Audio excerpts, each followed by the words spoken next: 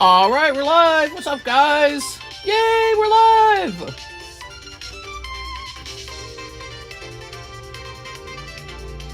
All right.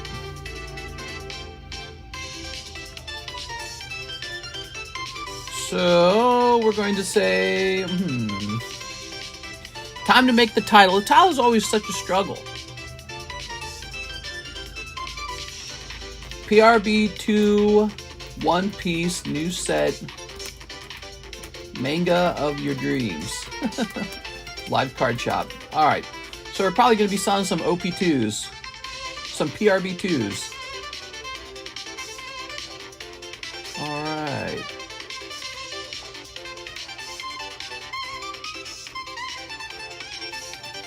We're going. Oh, Alex wants to post it. All right, let me go over here.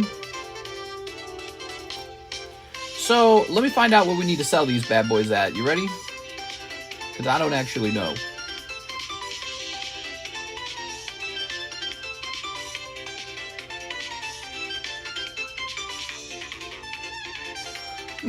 PRB2.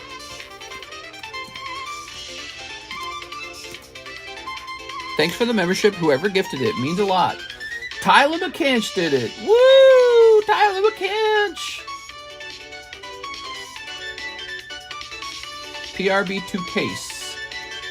Well, let's check sold. That'll help me find this fast, I feel.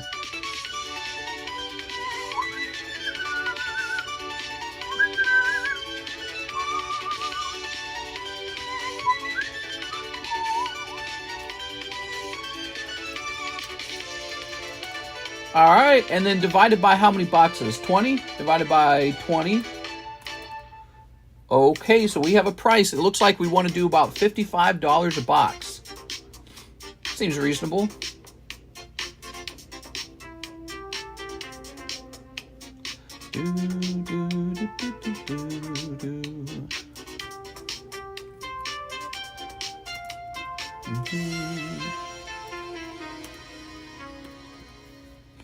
How many? Is that 10 packs a box? Yes, 10 packs a box. So it looks like they're going to start out at $5.50. There you have it.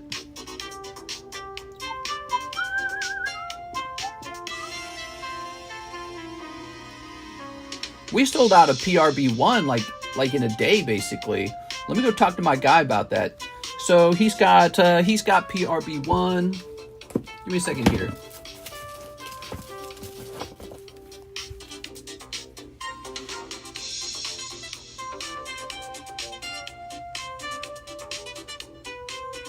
Okay, so I am going to go send him some money.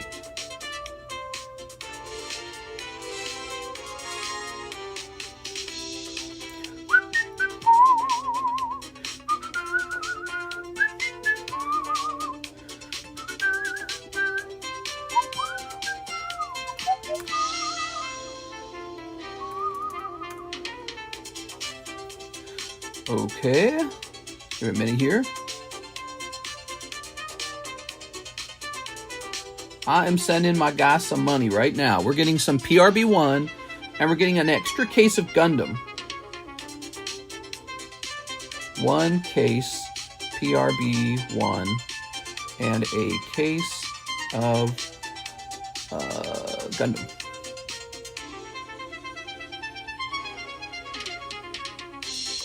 Okay, this is coming into the United States. We're paying with the Weiss app, which you guys can use if you're international. Did you know that? The Weiss app is a better app for doing international payments. It charges less money than PayPal. PayPal charges a ton of money.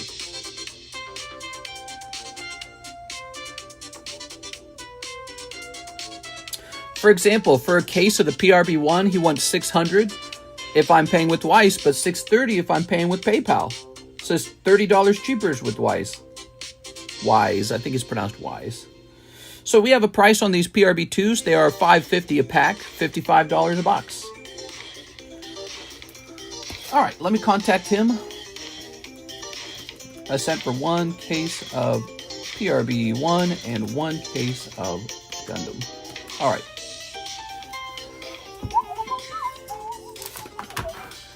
Miss Alexis is not coming in today. we have decided, because there was not enough shipping. It's sort of like she came in on Thursday rather than Wednesday, and this kind of, it reduced the number of shipping days, but it also means you got to wait longer for your shipping, unfortunately. But yeah, I mean, we are. I guess she needed some time off yesterday, or no, it was Wednesday because she was moving. Okay, we'll log in here. Let's get the comments up.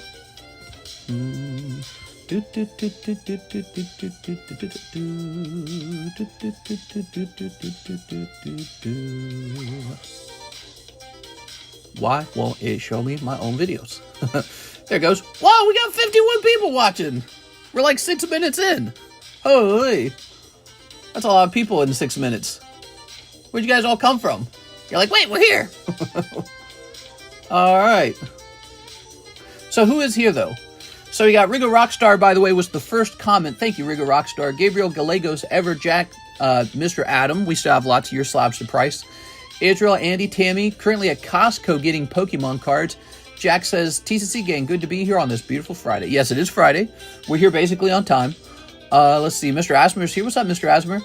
Mr. Barefoot for the daytime stream. I'm always barefoot. Alexis was talking about how she sees my feet. Well, yeah, I'm inside my own home. What do you want me to wear shoes? You want me to wear Nike tennis shoes in my home? Nobody does that. Of course I'm barefoot. Barefoot in my own home, bro. Let's turn that Mario down a little bit. All right. Saw the South Park episode. No wonder Trump is freaking out. Yeah, I was just talking to Mike Side about that in DMs, and we talked about it for a while last night. It's a very strange episode because this is spoilers, okay? Mute the channel if you can't stand the spoilers, or click away. All right? 1, 2, 3.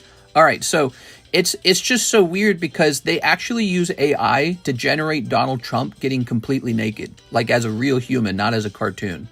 And it's very, it felt very inappropriate. Like, I just don't want to see the president that way. Doesn't matter which president. I don't want to see Obama. I don't want to see Biden that way. It's just really weird. And they did it. So, you know, they're all cutting edge and stuff. But I thought the joke was too crude. It doesn't end up feeling funny. And the other complaint was I didn't actually like the suicide pact between Butters and Eric Cartman. It didn't actually feel that funny. It felt like they were actually just committing suicide. And that it was just sort of morbid. That's it. It wasn't funny at all. They were really trying. And it sort of details how to commit suicide too for, you know, yeah, so I didn't like it. Yeah, it was not so great. So I would not rank that episode very well. I know it's for adults, but still, it was too morbid. It wasn't actually that funny. I was waiting for the punchline. And the punchline was that it didn't work. But that was it. It didn't work. They didn't manage to kill themselves. That's the punchline. And it just didn't have me laughing. I was like, all right. It was weird. It's like, as it sunk into my mind that was the punchline, I didn't find myself laughing. I was like, that wasn't that funny. So anyways, I'm missing the Dark Crobat reverse for my shipment, says Avak. Oh, see, I wasn't sure if you meant I didn't send it to you or you didn't send it to me. I wasn't sure what you meant by that. All right. I will let Alexis know about that. Give me a second. Do you have a bag or anything right now?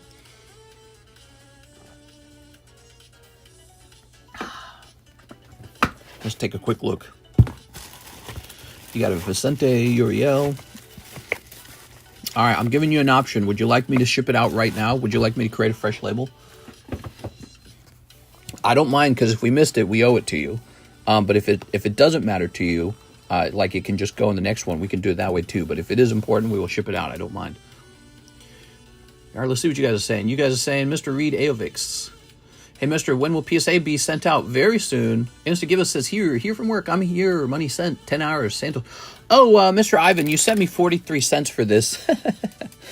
You sent me 43 cents. I know you meant to send $43 for this lovely base set Polyrath. So he's still here. I sent him to the side. I reserved him for you, okay? I want to do shopping, but I'm waiting for your slab. I'm waiting for your slab. Oh, I hear what you're saying. Let me in, please. Yes, please. As a message, 10 out of 10. As an episode of comedy, 6 out of 10.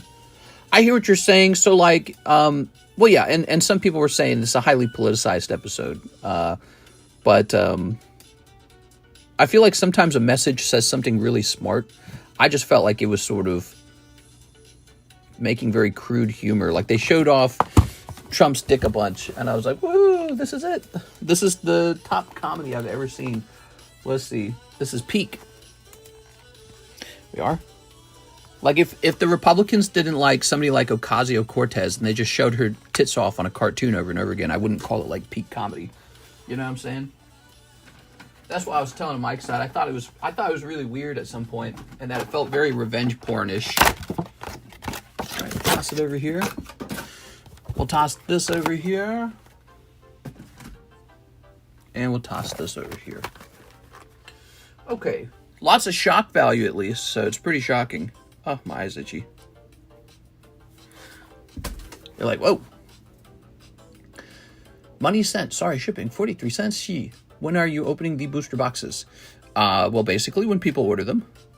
Yes. Your destiny is in those boxes, guys. Your destiny is in those boxes. If you are a one-piece collector, you could be the one to pull whatever the top pull out of there is. By the way, what is the top pull?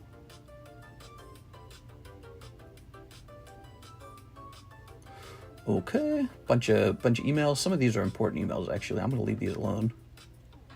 I'm going to delete these. Delete. Okay, and now Wilson Chalco. Wilson says, may I do 3 pokey shuffles? That was from 10 hours ago. Wilson Chalco, first order of the night, of the day. The first Friday opening. Poor Kimmy Head. Technology's crazy. Yes, please ship the crow back. All right, we'll get you a fresh label. We'll get that shipped out. We got 1, 2, 3. You ready? Whew, that's a cold round. Nothing in those cards. Cold round. All right, and let me go ahead and do Mr. Aovic next. We got you, Mr. Aovic. Don't know why it got missed. You know, sometimes I wonder if it has something to do with, like, the timing of when I carry the slabs down. So I wonder if that ever happens. I know that's happened in the past, and I had a recent pile of slabs that looked suspiciously like a day old. Or not a day old, but like a shipping round old. And so I said, was I supposed to have already taken these down? And so it's possible I screwed up a round of that. Because I was looking at it going, I think these should have gone down already. And if that happened, that means Alexis never got them. She never got she never got your slab. She got your label, but not your slab. So sometimes you're right, Victor, and not Aovic. All right, let me do this. I'm gonna tell her to look for Aovic and Victor. So that also could be it. You're right, double names. Okay, we got your fresh label. Now, Alexis will not be in till Monday, I'm pretty sure. She didn't volunteer to come in Saturday, that is. Just how it is. She had a very busy week this week. She was moving. So, yeah, you guys are going to have to wait till Monday, all right? Just letting you know, shipping's going to be a little slow. Some ripping ships, they ship like once a week, and that's it. So, but we got you guys getting packed up on Monday. So, Monday. We do it 3 times a week. Notification of a cleared e-check for Wilson Chalco. 1 more live custom. Cool. Okay. Now over here we've got Ivan Rodriguez picking up the Poliwath. Ooh, that was a Stexkowski card, so he's going to get paid out on that one. That's a consignment slab. Here it is. It passively sold. All he had to do was leave the slabs with me. We have a lot of consignment slabs to show off. We have all the new ones from Mr. Adam, and then we also have slabs to reprice from the past. We have some slabs that are getting a little bit older, so they're all ready for a reprice. Okay, we just need the calculator for this one. So this will be 43 by 43 by 0.73. So he is about 31.4. We'll just round it up to 31.5 plus 28. So that's 59.5. Okay, you're at $59. Okay, that's where we're at, Mr. Zach. There it goes.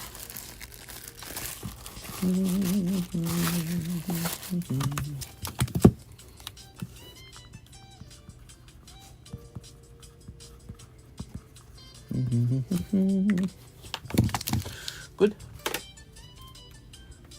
We have an order, Israel Rodriguez, PRB02, Big Dog. All right, so we've got the new PRB2s. Here it is. Oh, so this is what we all wanted to see. This is the new set, and I don't know what to think about it yet, because I have no clue what's in here. Wow, looking nice outside, man. I wish I was out there. It's a Friday, though. You can't be skipping Friday streams. Those are a big deal.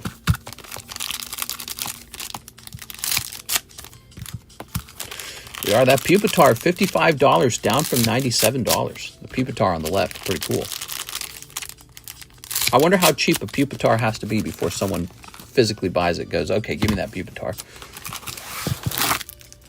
There we go. I know we got to find the Pupitar for Manuel Valencia. Pupitar reverse, rocket returns. All right, here goes. You ready? Okay, so it feels like PRB1 right away. You got the SR, you got the hollows, you got this Dawn card. And let's see what we got. We've got this SR, hollows, Dawn card. You've got SR. Oh, right off the bat. Hold on. What is this thing? It's got some embossing to it. It's called an SR. Obviously, that's Shanks. Looks nice. Beautiful. Cool, man. Will eBay ban me if I bid on my own auctions? Is that a real question? Okay, you're real. Mr. Tyler James, that's illegal. Don't do that. It's called shill bidding. It's illegal. It's fraud. So don't do it, okay? Yes, the answer is eBay will ban you. They'll ban anyone, even a giant company. They'll ban them immediately because that's like an event where people can start to, report you for fraud. So do not do it. Don't have your friend do it.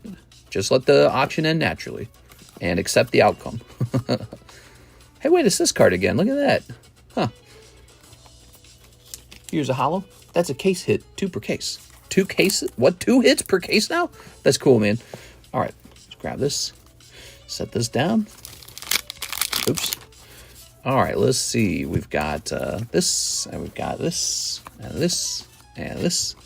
Oh, these are really confusing to open because they spread out. It's like I had to go back and forth between the hits and the SRs. Bid yourself 100 times. Yeah, don't shill bid. Shill bidding is very bad. It's a kind of deception. Wouldn't you agree? It's a deception. So you don't want to be involved in deception. You're bidding on your own items. That's no good. Yeah. There was a big company. That did that on eBay, or they were accused of doing it. But it was a pretty strong accusation. They were accused of doing it because they found an email from the CEO of that company telling one of his guys to bid up his personal baseball cards, to like 10,000 or something.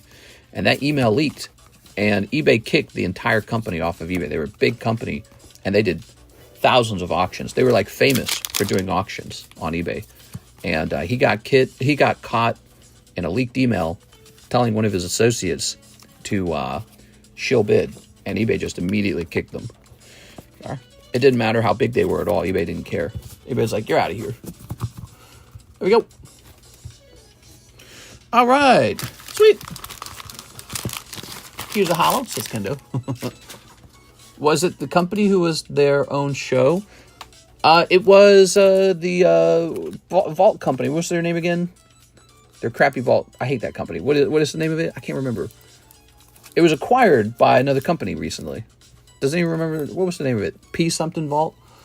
On the Golden Auction show on Netflix, the guys at Golden are always saying they're going to make a call to someone to make a bid. Isn't that shill bidding? Will I be arrested if I do it? No, I don't think you'd be arrested. You wouldn't be arrested. It is. But the interested parties might be interested in making you pay up on it. All right, here we go. Cool. So you got 4 full arts per box. That's exactly like PRB1. PWCC. Yeah, PWCC. They almost sound like a company out here in Lake of the Ozarks for like your docks or something like that. Inflatable docks.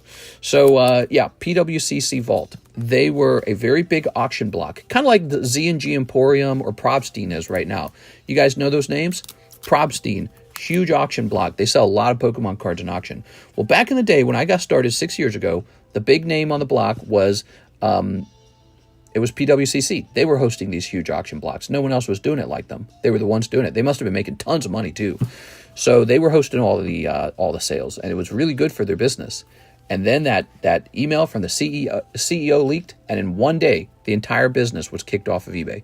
You're talking like millions of dollars of sales occurring a year through PWCC consignment, and then just over in a day because of that email. So yeah, it was eBay did not wait, and they did not care for it at all. So I'd be careful. eBay does not tolerate that stuff, and I'm pretty sure the people who are affected by it can come after you for deceit. So don't do that. Israel Rodriguez. It's a kind of fraud, isn't it? All right, ready? It's a controversial subject too, because, you know, how do you detect it? How do you catch it? How do you stop market manipulation, right? It might be quite easy to obtain a fake eBay account, not a fake one, but just buy an old used one off of a market, one that can be thrown away, put it on a VPN, and then have it shill bid something just to make it look like it ended for a lot. I think what needs to happen, eBay needs to confirm when a product is paid for. eBay needs to confirm that a product was paid for and not charged back. It needs to have like an indicator that says this product really was paid for and delivered, so that you can look at it and feel confident that the way an auction ended reflects the real price of something. Here is this. Okay, and here is Hello Kitty. Meow. I manipulate myself by buying 100 first edition Shadowless Ratatas. Yeah, Z&G, they used to do PSA submissions. I remember that for like Graded Gem or something, right? What was their name? I don't remember. I watched, you know, when I got started, all the way at the very beginning, I was watching Z&G. I was watching him. I was watching TCA Gaming. I like both those guys. And, you know, I saw a little PokeRev. PokeRev was already big by then. He was doing his vintage box breaks before Logan Paul. And he was doing very well with those. I mean, he was doing exceptionally well. But, you know, I liked Z&G. I liked TCA. I liked a couple other guys, too. I can't remember their names as well. Graded Gem might have been one of them. Isn't Graded Gem a YouTube channel? I'm pretty sure it is. But they were doing middlemans before it all came crashing down on them. What is it that happened? I don't remember. What's the story with Graded Gem? 2 packs of Weiss HoloLive Premium. You got it. So this is Harley Cunningham, and he wants HoloLive Premium. Let me see if I can find it for you. What happened to that middleman? Wasn't it Graded Gem? They had a problem, didn't they? Where some cases went missing or something, and it was worth like millions of dollars or some crazy stuff like that. Okay, here we are. PokeRev is a handsome man with good eyebrows. Oh, I have 100 eBay accounts and Japan accounts. Yay, HoloLive. 2 SPs, 4 gold dons per case, with the SP being replaced by Manga or event mangas. Okay. So we're looking for mangas as usual, is that right? Here goes Harley. I was just reading someone else's comment, Mr. Kendo. There. There we go. We have... Oh, is this girl lovely? And we have... this girl, the whale girl or something. Ta-da! All right, that's for you, Mr. Harley. Thank you so much. Boss gave me a fancy doobie and said he wants feedback. What? Okay, that's Harley.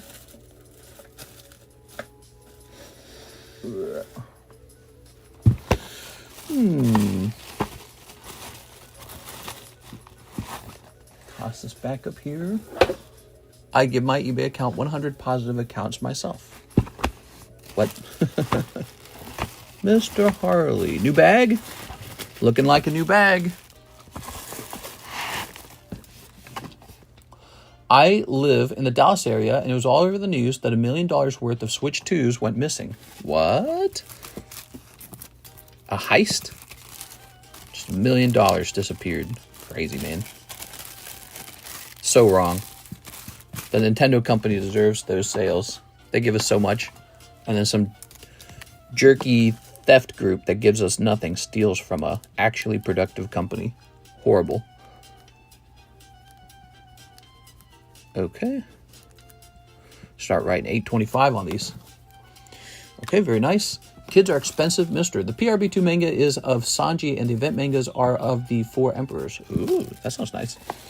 eBay doesn't ban IP, so you can create endless accounts. Weird. Maybe eBay doesn't want to spend the time trying to fix that kind of stuff. Maybe it's not in their interest to work on it that hard. I don't know. I'm sure eBay is busy trying to turn a profit. So how about these birds, man? We got to get these birds priced up. 2. Let's get these birds. 3. There it is. It's horrible. I was shocked. Yeah. Oh, all right. So, ooh. I'm going to start. So these are sequential too, huh? This is not so bad. You got the Pokemon Stadium Nintendo 64 birds. Pop 19, that's pretty rare. Pop 17 and Pop 25 or something. Okay. Okay, here we go. All right. Very nice. So some populations again, 24, 17, and 19. Pretty rare, all three of these. Now, I believe we'll want to sell these together, which makes sense. Okay, so here's one. Here's two. And here is three. Let's try and get some pricing on these. As you guys know, when we do commission, we go by cheapest, buy it now. So that's what we do. There we go, get a piece of dust out of there. All right, I like that they're aces, by the way. That's pretty cool. You know, when you're doing poker Pokemon, you want to have the aces. That's neat. PSA 10, Stadium, Zapdos.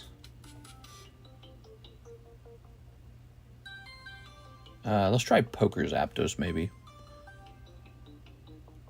Poker. None for sale, none for sale.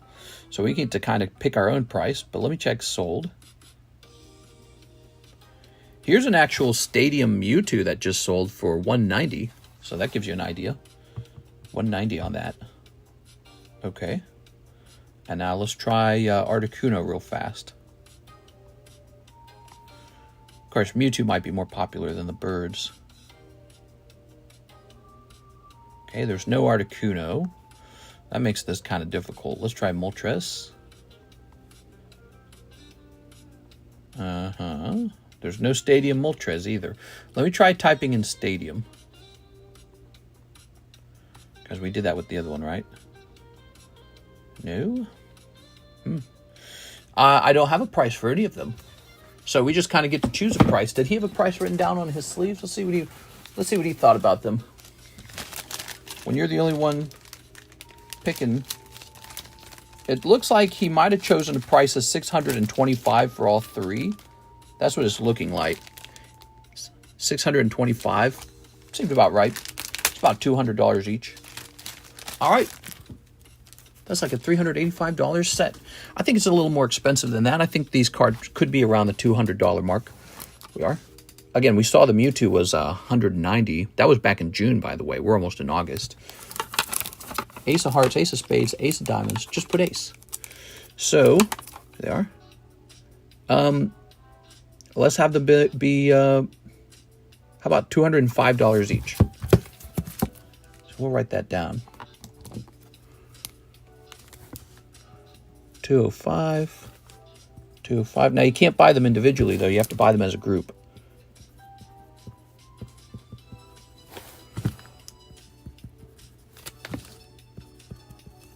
Okay.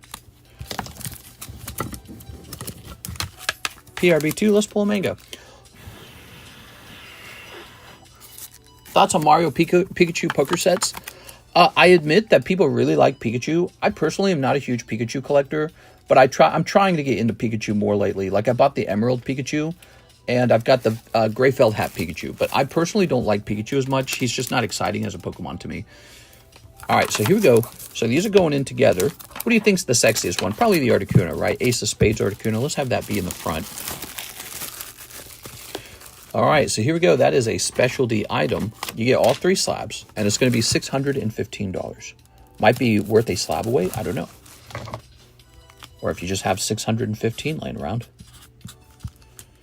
Priced on 8.25 A.P. That certainly adds something cool to our potential slab-aways because, you know, I feel like we've been kind of lean on potential slab-aways lately.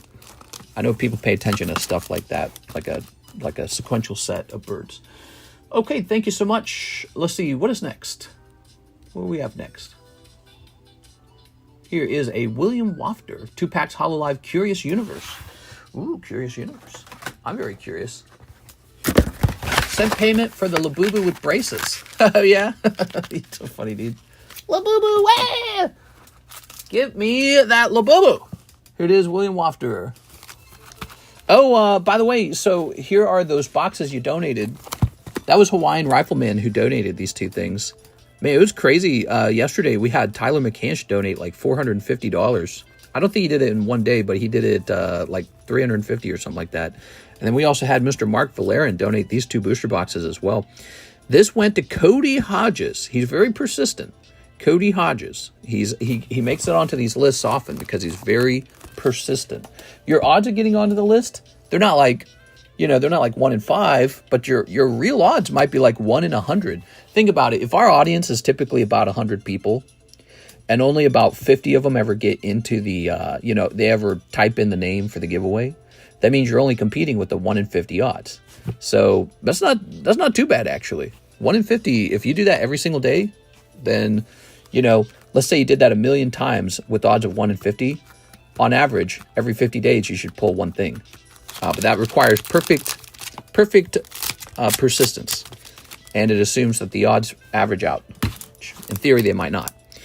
But in mathematics, you work with that subject of large numbers. So let's say you tried not a million, let's say you tried infinite times with odds of 1 in 50. Then what would happen as the numbers blow up, billion, trillion, quadrillion, whatever's after quadrillion, quintillion or something. As those numbers get really, really large, you see this averaging out of 1 in 50. It's really cool that way, so that it looks as if you're just once every 150, you're getting this thing. That's the way pricing works too, right? So when you see odds like 1 in 15, it means that for $40, every 15 tries, you should get one Meowth. So that 40 times 15 gives you the real price you're paying for him. You're paying a RNG rate of about $600 per Meowth. So if you really like him, you could just go buy him for $600. But if you're just entertaining yourself, if you're just having fun with the RNG aspect of it, you could buy into the break. Here we are. People really enjoy the breaks. The breaks are very popular. All right, that's 2 packs. William Wafter. That's what a booster pack is. A booster pack is a break, isn't it? It's a very large break. Okay. Can we work out a deal on your TCC 9 slab you have on the table behind the birds? Behind the birds. This one? What is it? Volcanion. So here's some thoughts. He's from the XY era, and XY era is kind of going up in price a lot right now. Let's go take a quick look at him. That was priced last in, it looks like it was priced in June. So this one deserves a price update. Let's look up PSA 9, not TCC G9. PSA 9 Volcanion 115. I mean, it's only a 9, so I didn't hand out a 10, so it's not that bad of a comparison. Let's see. So it looks like if you were to buy this off of eBay, the cheapest one on eBay is $90 plus about $6 shipping. It's about $96. But hold on, there's also taxes. So you would probably pay just a little over $100 for one off of eBay, about $100. This one's about $25 cheaper than that. I feel like he kind of already is a deal, assuming he's a 9. So it depends on how harsh you believe I graded. So let's take a quick look at the card. Let's take a look at it. So look at that. That's nice. That looks almost like it could be a 10. So I don't think I graded this one too bad. Look at that. I must have found some really small flaw to turn it into a 9. So for $75, I think that's right where it should be. And I think it would probably sell. Here it is. You could try to cross it if you wished. You could tell us if it graded 10. If it just regrades into a 9, great. But that means that you got it quite a bit cheaper than if you bought the PSA 9 equivalent. It is. I don't think that's going to turn into an 8. It looks fantastic. So there's William. All right, William. But that's my point. My point is I think already at 75, it's kind of a deal already. And it's just the case that XY cards are kind of expensive. They tend to be a little pricier. That's because they're so old. So if you look at this card, it's actually from 2016. That makes it 9 years old. This is quite old. That's also one of the 2 top pulls from that set. Notice the golden borders on it. That's one of the Steam Siege chase pulls, the other one being Gardevoir. Now, if it was Gardevoir, it would be a lot more expensive because people like Gardevoir better. So, you didn't need a new bag, right, William? He says I have a bag. Okay. William, here it is. Just as I ask, I find it. William Wafter. My package finally arrived. It only took 2 weeks. Thanks again, man. Dang, dude, that is way too long. That is way too long of a shipping turnaround time. That makes me angry. That's nuts, dude. They must have been having a lot of troubles at USPS. Okay, so what do we have here? Go ahead and delete this. We have 5 Tears of the Planet for Mr. Jesus Aguilera. You got it, man. All right. We got 1, 2, 3, 4, 5. I don't even know how I have a hold of that. Maybe it was an abandoned slab, or maybe it was a slab somebody sold back to me. I'm not sure. My other option is to crack it myself and grade it with PSA. And then what I would do is if it got a 9, I'd sell it at the full price. See what I'm saying? I'd probably pop it up there for like 95 or something. But we're going to keep it in the TCC slab. I want it to stay in the TCC slab. I have a lot of pride around those. Yeah. Very proud of them. It was abandoned. Yeah, it might have been an abandoned one. You know, when a card is Volcanion and it's graded 9, and this was like maybe 3 years ago, so Pokemon hadn't exploded in price, somebody might have been like, I don't even want it. People actually get that way. Even if like a PSA 9 is worth like $30, let's say, people will still abandon it because they're so disappointed it's not a 10. So they go, I don't want it. Here's Elite Riot Trooper and Shuyin. Stupid card to abandon. Well, not back then. Probably not back when we actually graded it. In fact, I can tell you when we graded it, because look at the certification number. See how the certification says 2000? That would have been just around the time that I stopped encapsulating them myself. So that was probably like 3.5 years ago. And Pokemon cards cost, especially XY era, cost very different amounts back then.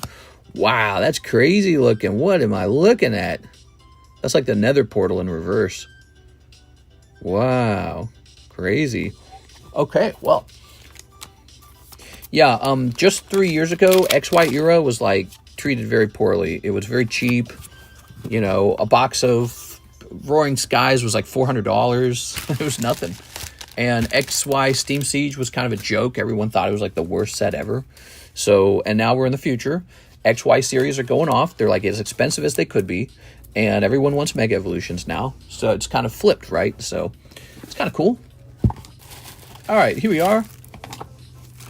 It's also Steam Siege, so prices weren't crazy. Yeah, exactly. Like back in the day, you could open a whole box of Steam Siege for like $150 on this channel. $150. Steam Siege cost nothing. It was so cheap.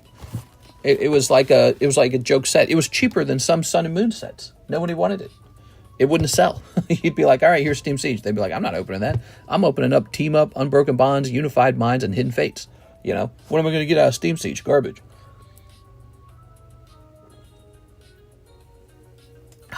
Different times, guys.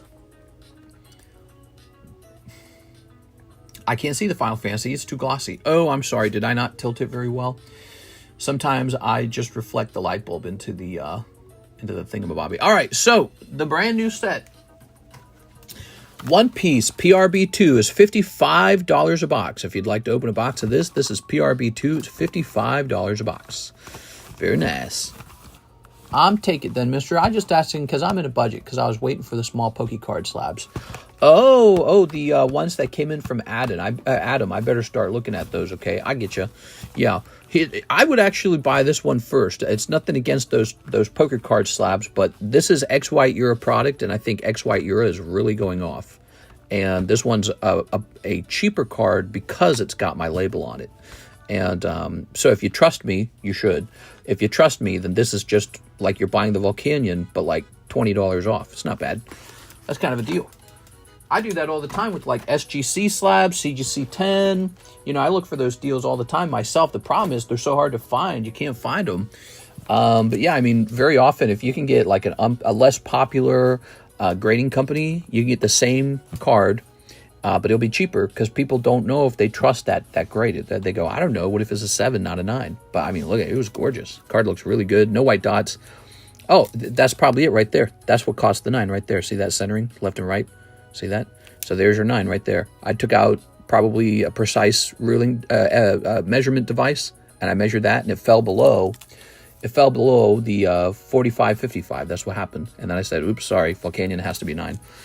So, and I was very strict about that. I was so impartial and so strict because what I wanted more than anything else was to be 100% accurate on these grades.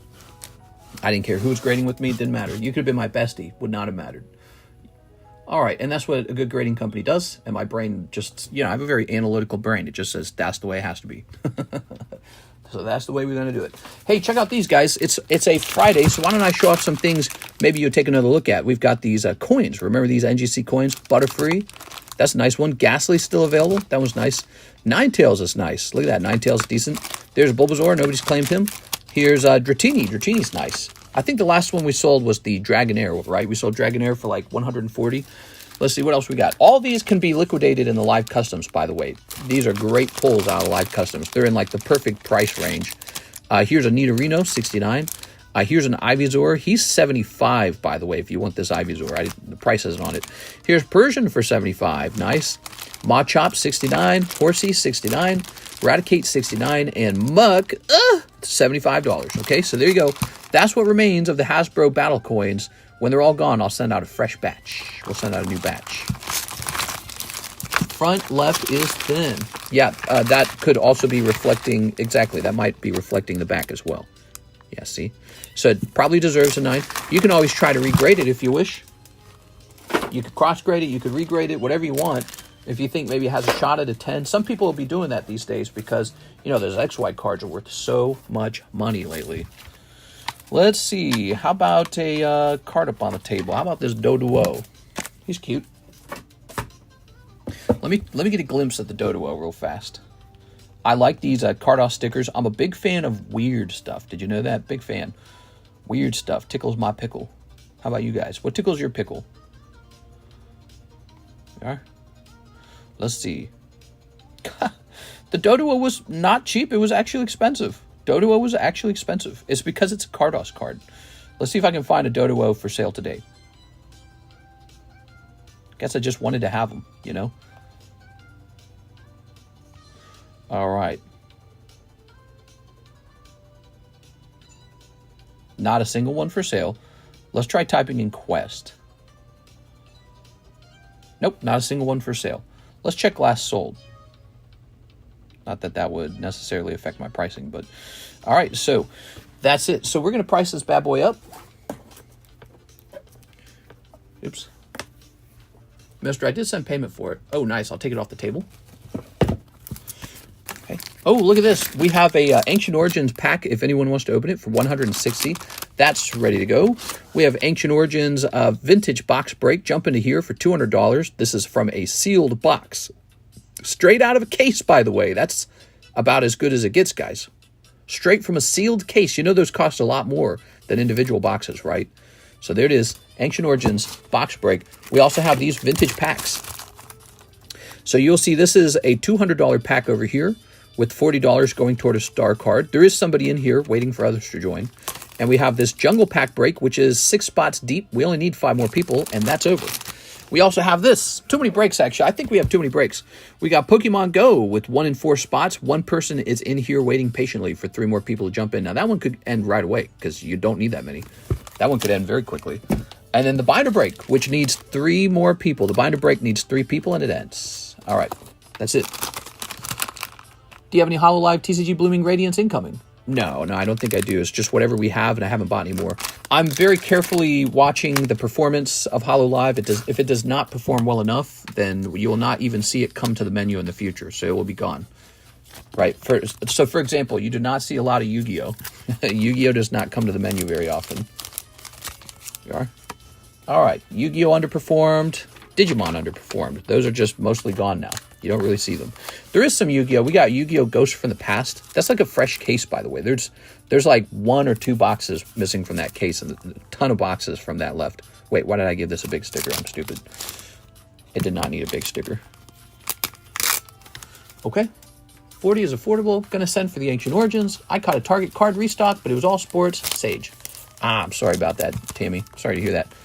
I was watching some videos today, and it showed some guys that all kind of looked like me, guys in their 30s, balding guys with a little out of shape, basketball shorts, you know, pretty much peak male testosterone, you know, absolute pussy slayers. And they were all buying up all of the available Pokemon in a Sam's Club, like, pallet, and they just had these big carts. And they were lifting up whole boxes, like these huge boxes full of product out of the pallet and putting it in their cart. And it was a swarm of men doing this. They all looked the same. And I just felt kind of like, that sucks. You know, they're going to have to, in my opinion, if collectibles are going to be a great secondhand market product, which they should be, because that's part of what makes them so popular, is the fact that there's a strong secondhand market. If they're going to be rare, if they're going to be a good secondhand market product, there has to be a new distribution method for the actual card manufacturer. They can no longer send these products to Target, Walmart, Sam's Club, Costco, because all that happens is resellers rush in. They've turned it into a business. They've turned it into a job. They're very smart about it. They work harder at it because they're getting paid. They're just going to always soak up that restock, and it's a very ineffective way to get the product into the hand of the end consumer. It just goes into the hands of the middleman like myself. So I feel like they really need to redesign the way that retail gets hold of this product so that only real customers can get it. They just got to do it. I don't know what the solution will be. Maybe online purchases only. I don't know. Maybe, maybe they got a blacklist online only, and they blacklist known resellers, something like that. But and they got to have technology to stop bots too, because you got to stop the bots. So I don't know exactly what the trick will be, but they got to do it, they got to do it. All right, you ready? So here is your chance for an extremely rare Dodo. I felt bad about it. I felt like, look, if you go shopping at Costco or Walmart or Target or Sam's Club, and you're just a guy who likes to actually open the cards because you're just collecting, you're not a reseller, you should be first dibs on that stuff. It's for you. It's for you at the retail price. Why would you be competing against all of us, pirate, basketball shorts, Pokemon resellers? You shouldn't be competing with us. There should be like an allocation for us and then an allocation for normal people. And we don't run into each other at all. And then if you don't like the secondhand market price, you just go buy the retail price. And this forces, so that's how I feel it should be, but it's just not working out that way. And what can you do about it? I don't know what they can do about it, but they ought to do something. Like how long is this going to go on? Okay, so this is a very modest up price on the Dodo. Very modest. I'm not asking for a big cut on this at all. Now, why would you buy this card? It's part of the Quest sticker series, and this is quite rare at a population of 2. So there it is. I got a nice rare card up on the table for you guys. Dodo Pop 2. What's the population on that Dodo? It's shockingly low, and it may stay that way for a long time because I don't run into a lot of Quest stickers all day long. Okay, so Mr. Zach is next. He says box of PRB02 with credit. Should be $28 a credit. You got it. Oop. All right, you got it, man. So 59 minus 28, what is that, 31? 31.5. TCC Gary Goldstar hit 40,000. Gary Goldstar. Oh, I heard about that, Kobe.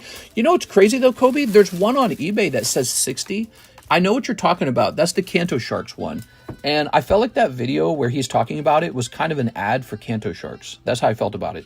But if you go onto eBay, let's see, Gold Star Gyarados. Now, I don't know. See, this is the problem. I don't know if there's a way to prove that the one on eBay was legitimate and that the seller received the money and that the buyer received the product. But look at this. On July 14th, that says 60,000. That might be a real sale. I don't know. But 40 sounds good too, man, because I got mine for 19,000. Do you guys remember that? We bought that live with you guys watching. I thought it was going to be exciting to do that. I've been saving up for a while, and I've always wanted that Gyarados, and it finally became available. I had many chances to buy it at like 15,000, and I kept turning it down because I wanted it at 12,000. And when I felt the winds of change in the Pokemon market, I was like, I better take it at 19. This is my last chance, because after this, it's not going to be this price anymore. I felt that. It was a great intuition. I had a fantastic intuition. It was right in January. January was 7 months ago now, and I just had this deep gut intuition. I said, this is it. Pokemon's about to change. And I went out. I made a video talking about me spending, I think, like $90,000 in a month. I just went out and gobbled up huge chunks of very desirable Pokemon cards right away with all this cash I'd saved, because I felt like now's the time, This is the moment. You don't want to miss this. We are? All right. Check 130 point for actual sale price. I watched you buy that live for 18,000. How many cases of PRB02 did you get? I bought a total of 6. I can get more very quickly. Only 3 have arrived, sadly. So I don't know why is this supplier always having trouble getting me my product? I don't know what's up with that. So this supplier, I think I'm just going to be done with them. He gets cheaper product, but actually my other supplier is starting to come down on price on these products too. Like he's finding new sourcing. All right, you ready? So I'll be happy to not have to worry about it. The 60K wasn't paid for, says Garrett. Okay, so that's the only thing. I don't know how to confirm that. I don't know how to even confirm what you just said. So I don't know how to confirm it wasn't abandoned. Like, who told you that? Who told you that? Does eBay say that? What's the official source that say it's not paid for? Yes. If the seller says they didn't pay for it, I'll accept that. Okay, let's see. But yeah, so apparently 40K is a sale though, and that's roughly double what I just paid only 6 months ago. And that's fantastic. Because even if the price kind of comes back down to, I don't know, 30,000, I'm still up like 50% in 1 year. Like, that's nuts. That's nutso, man. The seller posted on Instagram. Oh, okay. If it's coming from the seller, that's very reputable. Okay, I got you. Thanks, man. That's good information. Appreciate it. Here we are. Here's... Ooh. We got this guy. And we got this hat man. So then the best sale price on the Gyarados has been 40,000 then. There we go. I watched you buy that live. I already read that. How many spots left on Jungle Pack Break? I believe there are 5 spots left on the Jungle Pack Break. There we are. Here's this. Here's this. Here's a Dawn card. Ooh. Okay. We're waiting on one more full art to pop out. Do you like how I sort these? By the way, if you guys ever don't want these hollows over here, let me know. I'll accept them as a donation if you want to get rid of them. Some people don't want them because they have learned over a long time period that one-piece hollows there's too many of them. Especially these PRB01 and PRB02 packs. They just give you like 3 hollows per pack. Half the pack is hollow. There we go. But these are his. Now, wait a second. You only got 3 of these. Let's check for a 4th one somewhere. The hits in these cards are very subtle. Sometimes you get like a... oh, there's an SR. Sometimes you get one that's very subtle.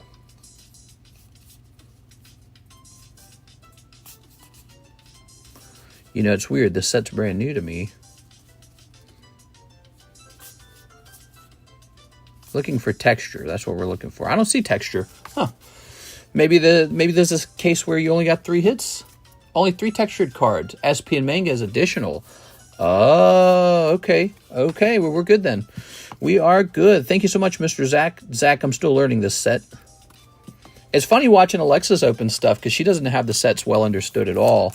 So when she's opening something, she's like, I don't know what I'm looking at. We are? All right. Okay. Set that there. Set this here.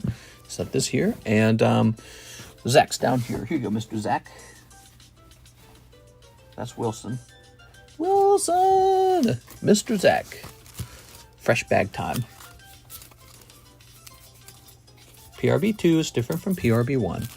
I did order a fresh case of PRB1. We sold out of PRB1 like in a day yesterday. So that set is still very popular. People are still looking for the God Pack, the Manga God Pack. They're looking for... there we go, Mr. Zach. They're looking for probably the Nami manga. Very decent. By the way, if you just want to have a straight up shot at a manga, jump into this. It's $40. You know, you guys spend all this money on the booster boxes, and I never see you pull mangas. That's because mangas show up like every 4 to 8 cases. That's how rare they are. Mangas show up like 4 to 8 cases on average. It's really horrible. So jump in here and you just have a 41 in 16 odds. It's like way better. I mean, 16, there's 20 boxes in one case. This is less than a case. $40 like you're buying one box out of a case of 16 with a chance for an RD10 manga. It's very nice. And that it's really fascinating. You know, it's the odds are so poor for an actual manga to pop out, and the odds are so much better in the breaks. It's like, that's really fascinating to me. So let's see. I think that the breaks are very cut and dry. You know, they're not as exciting as pack opening. They really aren't. Here's Gabriel Gallegos. He says Ancient Origins. Ah! All right, so here it is. Yes. Let's begin by making sure that Mr. Adam gets his cut. So this is older product, booster packs, that I am selling on commission. So you can have me sell that for you as well if you would like to have me get rid of some of your stuff. People who have done commission sales with me have mentioned how fun it is to basically just see their stuff up on the table. So, you know, if you want to optimize how much money you make, you would probably send... I'll put that card there. You would probably send this on to eBay, probably. But if you like seeing it sold here for fun, like now you get to know it's in it, then you could come over here and do this. Okay, you ready? Where's my calculator? Did the Quest Eevee ever end? It's still going. It's very close. Quest Eevee's right here. So there's 5 spots left in Quest Eevee. All right. Now let's do this calculation, shall we? Okay, plus 94, $206. So Adam's got $206 now. Ooh.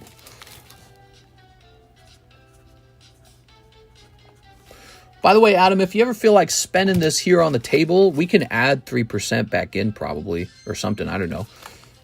Or you can tell me to calculate it at 73%. Show new slabs. Yes, but first, let's do this. You ready?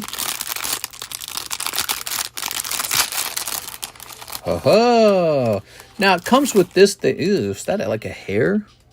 I don't know what that was. All right, I'm gonna throw this away. Yuck. So this is like a little binder. I don't know if you want it. I don't know if it fits in a bag properly. It's kind of annoying. Let's see. How would it fit in a bag? Yeah, awesome. It does not fit. So I don't know if you want this little thing. I don't know. It could be worth like $5 or something. I don't really know. But let's try this pack. Ready? Yeah, the SP are apparently hard to get. Show new slabs. Okay, you ready? Ooh. This could be a big pull. We don't know yet. It looks like a normal pack. So you're hoping for a good hollow, reverse hollow then. Or maybe like a ancient, whatever they call that. Here's Golurk. Here's Beldum. These are now like vintage packs. 160. Malamar. Goomy. That's a good name. All right, after this, reverse hollow, right? Oddish, 420 blaze it. So you grade that up for 420. Hey, you did get a hollow pack. That's meaningful. Okay, you got Virizion hollow. There's Kirlia, Sableye, Forest of Giant Plants. So that was fun because we all got to see what was in that, including the guy who was selling it. He gets to see if it was a mistake to sell it. Okay, so there's that Virizion. Lovely. Wow. Beautiful, man. Okay, and here's the reverse Oddish. This was the tape pack. This was the tape pack. That's correct. Okay. Technically, that's a heavy pack. Yeah, to have 2 hollows in it like that. Here it is. Look at that. Ooh. A scale would read this one as a heavy pack. Okay, cool. So that was, most likely, that was not tampered with. I like it. And, yeah, this thing, I don't know what to do with this thing. So it's annoying. I don't like it. Gabriel. I've got a huge pile of just garbage that lays around that's like that stuff. Sometimes I just throw it in the trash. I wish I could invite you guys over to just come take it all from me, but that would not be good for security reasons. Here we are. Okay, let's see. Haha, Mr. Gabriel. Gabriel giving us a show today. Cool, man. Okay. Oh, man, that box is heavy. My arms are sore. I was lifting some weights, guys. I got sore arms. Here's Mark. He says, can I get 1 box of Pokemon Japanese Snow Hazard to give out to 1 lucky person? Oh, man, you're just trying to be the top donation for July or something. Mark is going to be 586. Jesus. We're out of room for you. We're going to have to write you down here and keep it going if you do anything else. From 486 to 586. That's nuts. So he wants to hand out a Snow Hazard to you guys. Whew. Man, that is one way to be remembered. Very easy to be remembered when you're handing out whole booster boxes. Snow Hazard. Here it is. All right. He's giving me $10. What did I do? All right. It's all those feet pictures. Oh, look at this. I brought this in too, by the way. I got a couple things. Mail day. I got Jim, Fossil, these fossils, some Jim 2, and Fossil, and a nice Jolteon to replace the one I sold because I like this Jolteon. Set that over there. All right. Pretty neat, huh? A couple more vintage packs for the future. I could have bought Modern Product because Modern Product doesn't do bad. Modern Product's a good hold. That's what we believe now. That could change. It is. All right, Mark. So, look at that. Yeah, if you want people to know who you are in this group, one trick is to just host some sort of giveaway. Doesn't have to be expensive. Mark's just choosing for it to be expensive. All right, let's see what we have here. So the queue is set up to be available for this now. So you can type in Mark and have a chance to be in this box. Wow, crazy. Ivan Rodriguez, TCC 9. Here you go, Mr. Ivan. All right, well, I'm glad you like this card. Just hold on to that. I think you'll perform well.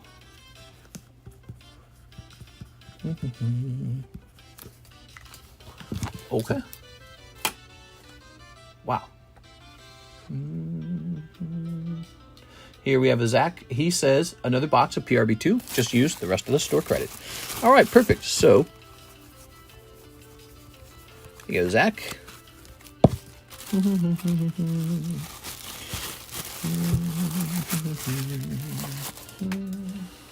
PRB2, very popular. We sold a lot of PRB1, so I can't imagine that this set would do too poorly. There it goes. All right, Zach, this is down to 0 now. I almost feel like we ought to keep this as a receipt, so I'm going to keep it in the bag anyways, and we'll start a new Zach card for you. But that, well, I ought to have a channel called Receipts to help us remember stuff.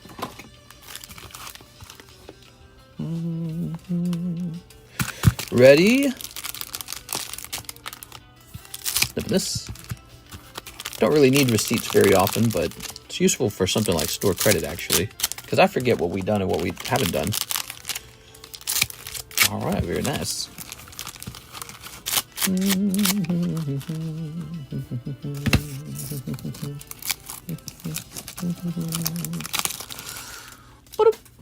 All right, Mr. Zach. Mr. Zach. We got a hollow. We got a girl. We got one of these. All right, let's put this smoothly into 4 piles.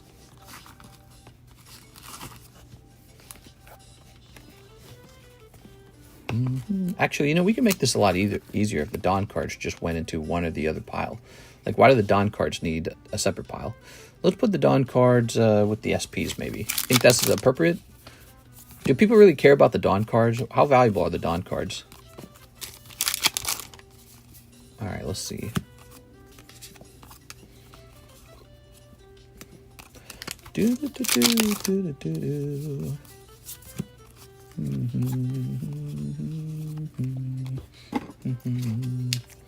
Dawns are valuable to players.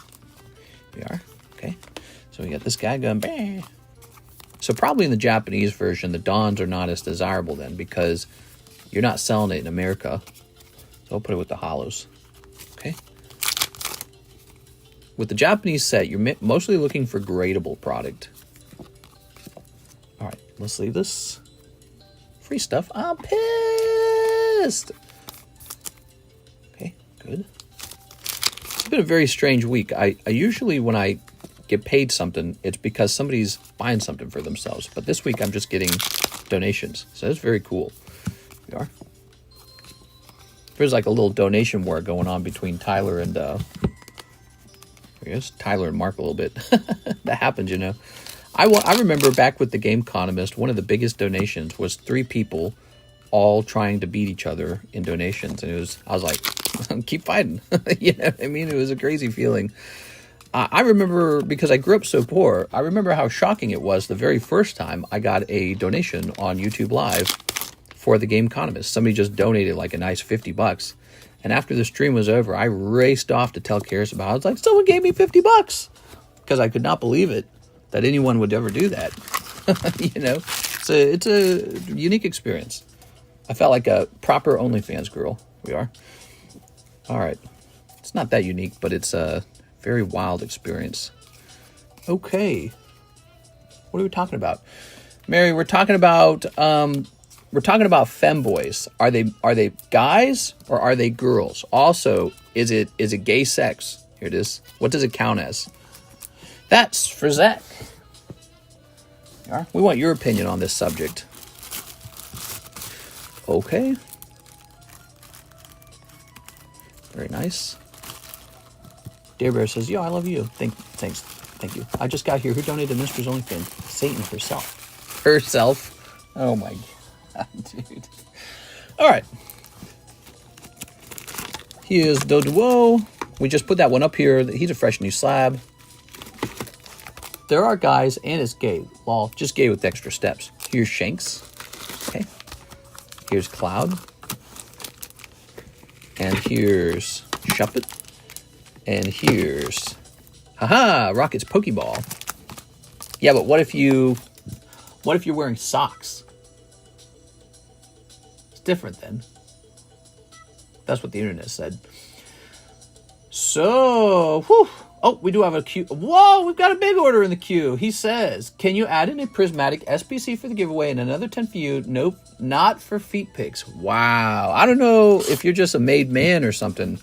That's crazy.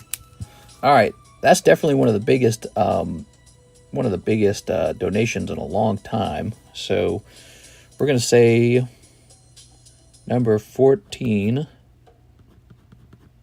Mark Valerin.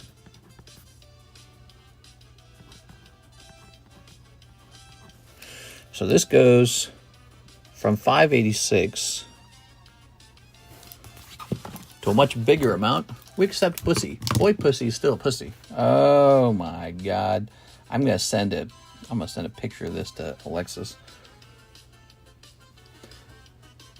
Okay, let's see. All right, so I'm uploading that to Alexis, so she has to see you say that. All right. So, let's see. We're going to go in here. 6 plus 325. Wow, that's a $911 donation. Okay, so let's see. That's crazy, dude. All right. So, bigger because it's easier to notice it then. I mean, people are going to notice these larger numbers anyways. That would be interesting if I had pens that were different colored and that revealed a different amount. I bet you like Impossible Whoppers. All right, can you add in a prismatic SPC for the giveaway and another 10 for you, not for feet pictures? All right, so let me think about it for a second. So now we got... So here's the deal, Mark. These giveaways are actually so good. They don't need to be like one thing together where it's one box of this, one box of that together. They can actually be separate. So here's what I'm suggesting. We finish this one today, because you'd be surprised how many days go by. We finish this one today, and then I start up an SPC giveaway for you right afterwards. So let's do that, okay? Let's have it be 2 separate breaks. We'll have a big Friday break, giveaway I should say, and then we'll have a big Saturday giveaway. The SPC is like such a big item. That one could last multiple days. That could be Saturday and Sunday together. So that's why I'm suggesting, and wow, man, I don't know what to say. Thanks, man. Whew. All right, very nice. Mike says, I don't know, Mary, that sounds kind of gay.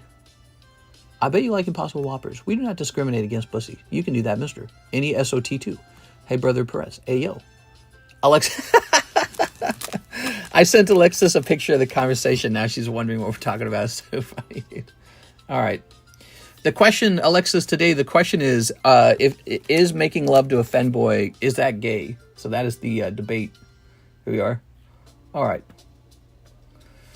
Well. So it looks like that is all the orders right now. So all the orders are in. Oh, also, I'm going to go grab an SPC to replace the one that just sold.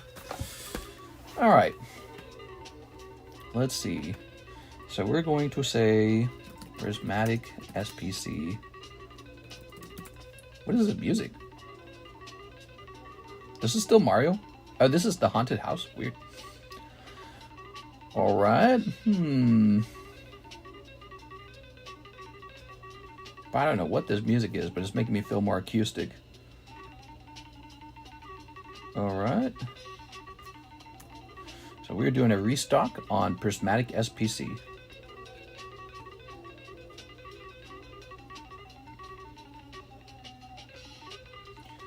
Alright. We're going to grab this. And we're going to smash this button over here. Mister, I'd like to give away my Iona PSA 9 Tifa Full Art and the 1935 Mickey Mouse slab. It's my birthday. It's LaFlame's birthday? Wow, you guys are giving away everything. So let me take a quick look at that. Iona PSA 9, Tifa Full Art, and 1935 Mickey Mouse slab. All right, let me go take a quick look at that.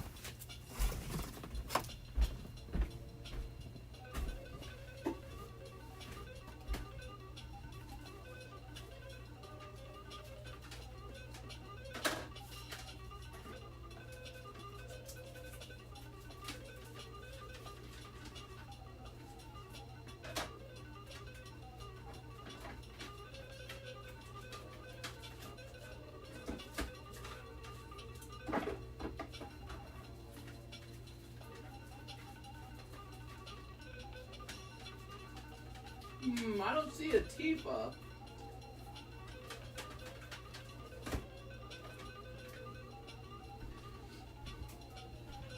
Okay, so I found these two. Dang, dude, we got a long line of giveaways now. Whew. Wow, you have a birthday very close to Tammy's birthday, that means. Let me take a picture of your comment for your channel so that we have a memory of that. Because you've got an actual channel where we keep track of your stuff.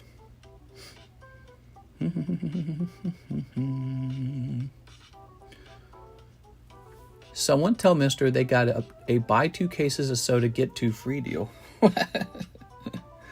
Let's see. I'm headed right over.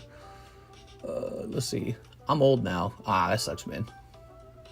So the Tifa Full Art. You sure it was a Tifa? Maybe it's downstairs.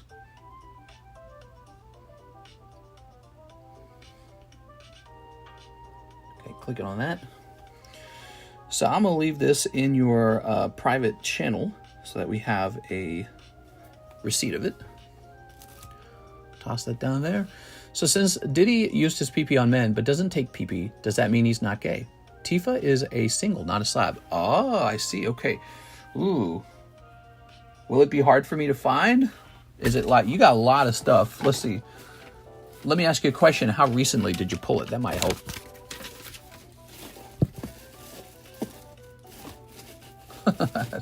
Got like an ocean of cards. Let's see. So, good chance to take a look at your own cards, though, maybe. A Tifa, huh? Maybe in here? It was my last pull. Okay, so there's a good chance it could be in here, then. Do you remember if we gave it like a special holder or if it would be in a bag? There's that. This is a bag of hollows. That's Larry. And what do we have over here? Luke, Luis Rodriguez, Lorenzo, Arnett, Eric. Okay, you're not in that box. Lake of Rage. Ah, here's a LaFlame. Oh, it's going to be a magic card, isn't it? Ah, see, I wasn't imagining that. It's probably in a special holder, isn't it? That's what I would imagine. Okay. Oh, that's nice. Vanilla search foil. Okay. Should be with Final Fantasy stuffs. Give me a minute, guys.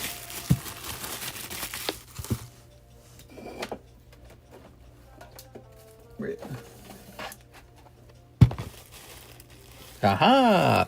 So, Jeff, you actually pulled a traveling Kokobo. You know, looking back on this, this is the artwork of the extremely rare ones. Look at this, guys. We actually pulled this. I wonder what this goes for. Wait, these are Jeff's. I've got it completely wrong. Jeff pulled a traveling Kokobo. I saw the name Jeff, and LaFlame's right next to his bag. I'm so silly. Here we are. So here's your bag. It's right next to his. All right, there we go. My bad. That was probably a little confusing for you. You're like, wait a second. Oh, look at all these cards I set aside to you for potential grading. A nice dark Charizard and Charmander. This guy. Togepi's. It's a nice dark Machamp. That's a nice Charizard. Okay, that's cool. That's cool. That's neat. I like that one a lot, actually. Shining Genesect. Oh, I like that one. Wigglytuff's good. Well, I still have not ran into it. You got a lot of stuff, dude. There's no doubt about that. Let's try setting this here. I'm going to check the rest of the box just to be safe, just in case, because I'm about to go look in a third place now. Okay, not here. La Jeff. It's La Jeff. Now, Jeff's bag was right in front of La Flame's bag, and my stupid brain grabbed that. Stupid. All right. Put this over here. Okay, so now I'm going to go over here. Wait, is it like a picture in the Discord server? Maybe that will give me a clue. Maybe it'll give me a raging clue real fast. My clue points to the left. I got such a raging clue. All right, so it's not pictured as a sleeved card. Okay. So then perhaps there's a LaFlame box and it's got your stuff in it. Let's see. Let me search for a second bag, perhaps. Unless it would be in here. Let's see. Here we are. Yes, I found the picture. So now I see what I'm looking for. I'm not looking for a specially sleeved card. That looks like a kind of card that would get a regular sleeve. Let me just double check in here. I didn't miss it, right? Oh my God, it was right here. All right, the Tifa Lockhart. My God, bro. I passed it like a dummy. Okay, very nice. I'm just being dumb, dude. You know what we could do? You got all these. Is this all yours? Yeah, that is. That's 3 baggies. They'll probably give you a box for these. You're at that point. Okay. Oh, but you know those L boxes have plenty of room. That's why we did that. Well, I'll just put you in here anyways. Okay. LaFlame, by the way, if you guys did not know this, is one of our biggest customers ever. He has opened a lot of stuff. He's been in a lot of breaks. He's been in the vintage breaks. We like Mr. LaFlame. He's treated me very nice over the years. Here we are. Okay. You have a Lapras out grading Mr. LaFlame. Hopefully it gets a 10. I saw it up close real carefully. There's always a slim chance at a 10, but might not be a 10. That's how I felt about it. Because, you know, the reason that those are so rare, sometimes PSA is just unusually cruel when they hand out a grade for a particular card. And it made me think, you know, PSA really doesn't hand out freebies for that one. All right, let's get some fresh sleeves on these. Well, this one doesn't have too bad of a sleeve, does it? That one's fine. This one needs a new sleeve. You reckon there's 100 to grade? There it is. 100 cards to grade? I don't know about 100. Do you mean $100? Or do you mean 100 cards? Maybe you mean $100. Let me grab this. So, let me review it for you real fast. You know, one trick you could do, LaFlame, is you could have me send the cheaper ones off to tag grading, because tag grading's it's a little bit cheaper than PSA. But but I do a little special price for you with PSA. That's right, I forgot about that. So, let's talk about the ones that seem really nice for grading. I like this Venusaur. Like, that says 10 minus on it. I like this Dark Charizard. I actually like the Charmander. He's an expensive card as a 10. I don't know about UFC. I really don't. These are commons. You could work on them. You don't got to, but those are, I like this Minun Plusle. Those could go together. That's a potential. You know, if those are both $100 when they come back and then you could sell them together. Yes, on Eevee, of course. Eevee's very good. Dark Machamp's a first edition. I don't know about the Duraludon. I mean, somebody might buy it. I don't like Duraludon. This Charizard, which will probably not grade 10, but if it grades 7 or 8, you're still doing very well. Eevee, there's too many of these Eevees now. He's only like $60. I don't know if it's worth it. I don't really know about this Dragapult either. I might hold off on the Dragapult. If you like One Piece, this might be worth it. I'm not sure. Actually, you'd probably know more about it. But you know what? I would definitely grade that one. That one's real good. And then you got a Shining Genesect. It's kind of borderline looking, slightly off center on the right side, but just slightly. So, but you could try those. I know these are going up in price. I'd say 9.5 on that. Ogre Pond, hell no. How did that even get in this bag? Trying out the new toy, huh? I mean, it's tops. There's a Meowth. That's very cute. Back in back in Pallet Town. I like this capture of Lugia a lot, and I would definitely try for 10 on the Wigglytuff. I think I just sold one of those for like $350. And Camera Up, huh? Yeah, if it's got a shot. So Camera Up, that was Ruby Sapphire or something. So these are the top choices in my opinion right here. And even amongst these, there's top picks, right? Like probably these two. This one, I don't know. Definitely this one. That's a top choice from this pile. Top choice, top, and top right here like that. See, so even these can be organized into the best pulls. So you can just pick how many you'd like to send off. Here we are. 100 cards. I don't know about 100 cards. You want to drop 100? If you had 100 cards to grade, we could do a LaFlame only submission. That'd be funny. LaFlame only. Here we are. All right. Nice Tammy and Flame have same birthday week. Just traded 3 little sealed products. You paid for shipping already. Remember that? That means I've already got $100 or something like that from you. I don't remember the exact amount. Do you remember? So you haven't shipped out, which means that that's basically just cash. So you don't have to ship out right away. You can actually still use that for doing other things. There it goes. I don't remember why we didn't ship you out. Oh, I remember, because I was going to finish off on.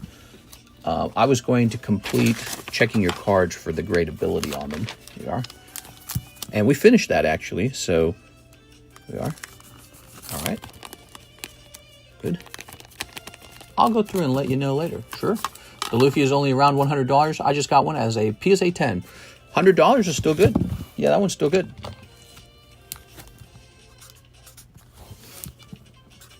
So now we have an issue. We've got too many giveaways. That's a good problem to have. That is an excellent problem to have. Here is a Magic the Gathering Tifa. And so what I think I'd like to do here, guys, I think what I'd like to do is give these out one at a time, kind of like once per day. We have Mark's gigantic giveaway. Mark's doing a big giveaway. SPC. Okay, so that Mickey Mouse was like $135. What do you think the Iona is? Anyone know the price on the Iona?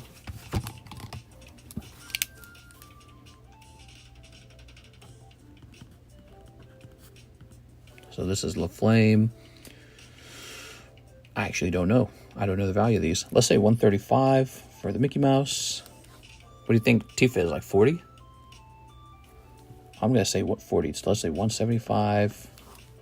Iona, PSA 9, English, 50. I'm just betting on these prices. Iona's 52 raw. Oh, give me a second here. We need to know what the PSA 9 price is then. Probably like 75. If it's 50 raw, it's probably 75 as a 9. $269. Pokemon. Whoa, she might be kind of pricey. Hold on. Iono. Dang, dude, this Iona's like $100. If you change your mind on it, you just let me know. Man, that's expensive. So he's giving out the Iona, and that one's like $100 by itself. So I'm going to write this down. It was like 110. So I'm going to write this down as 285. Dang, bro. Queen Iona for sure. First 1, 2, 3. Hey, Perez, my PB hard. Can I use your pussy, please? Not changing my mind. All right, you got it. So that's $285 giveaway from Mr. LaFlame for his birthday. Happy birthday, Mr. LaFlame. You are. Oops, let's write LaFlame on this. Now, I'm going to break these up into pieces to hand out one at a time, okay? But we'll mention them as a whole giveaway. Just like we're doing with Mark. We're not going to do like 2 booster boxes at the same time. It's just too much. It's too big. So we got hundreds and thousands of days left to stream. We'll spread these out day by day, okay? Good stuff. All right. So I'll set this over here. We're going to finish the Mark 1 for today. And then I think we will Maybe we'll oscillate between them. Maybe we'll do a LaFlame next, and then we'll go back to a Mark. We got like a queue of giveaways now. That's nuts. Holy man. All right, so whew, how long have we been live? An hour, 25 minutes. We got more time. I try to do something nice on my birthdays. True. On my birthdays, I try just not to feel depressed. Try to keep it together. Got it. Birthdays were always such a bad thing for me, but not anymore. Now birthdays are relaxing. Birthdays were bad in the past. They're not so bad anymore. Here's Ella Kid. You know, the nice thing is there's only 76 of us here, guys. That means only you guys know that all those big giveaways are queued up over the next few days, like a secret. We are. So you're here and know about it. That's nice. Man, that's some check out the generosity from just this month, man. You guys want me to try and add that up? I'm going to try and add that up. I'm going to include mine because mine are donations too, right? But they're not to myself. They're to everyone. So let's say 5, 10, 10, 10, and then 911 for Mark, and then 90, and then 10, 10, 40, 450. Whew. That would be Tyler McCanch did that like yesterday. The 450. My God. And then plus 285. Wow, that's the giveaways for July so far. About 2.7 thousand. Jesus Christ, dude. I got my favorite 2-liter of soda on my birthday as a kid. Nice. I was, I think I was a kid with rich tastes. Like, I knew I wanted nice things, and I came from such a poor family, there was no way to ever have those things. Like, I wanted to have nice things, perhaps like any person, actually. And I was aware of them, like, I understood it. I understood, like, material things. And it was kind of really disappointing as a kid to understand that, because I had so many siblings, that was just not possible. But the cherry on top was you couldn't even talk about it because you would get in trouble talking about it. So in my family, I was always a big talker. So if as a kid, if I complained or something like, oh, I wish I could have a nice birthday present, that's like a beating, basically. And I look back on that, and I think I understand it. I think it was sort of like a shameful feeling for my own parents. I don't think they liked remembering that they can't afford their own kids' birthday presents. So they would get really, really mean if you talked about it. You could not talk about it. So you just kind of had to shut up and have nothing for your birthday. And that was it. The joys of being a large family. Not so joyful. Look at this, Miss Cartman. Ooh. So he wants a 70 on the Miss Cartman.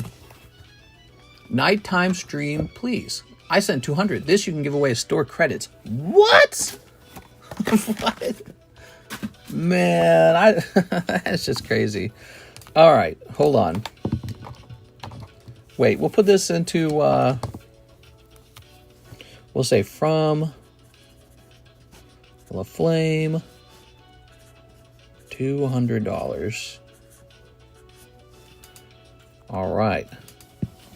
What? Jesus.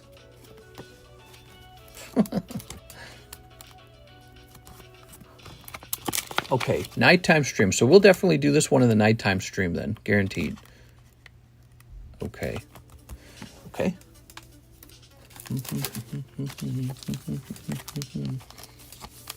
Okay. Wow.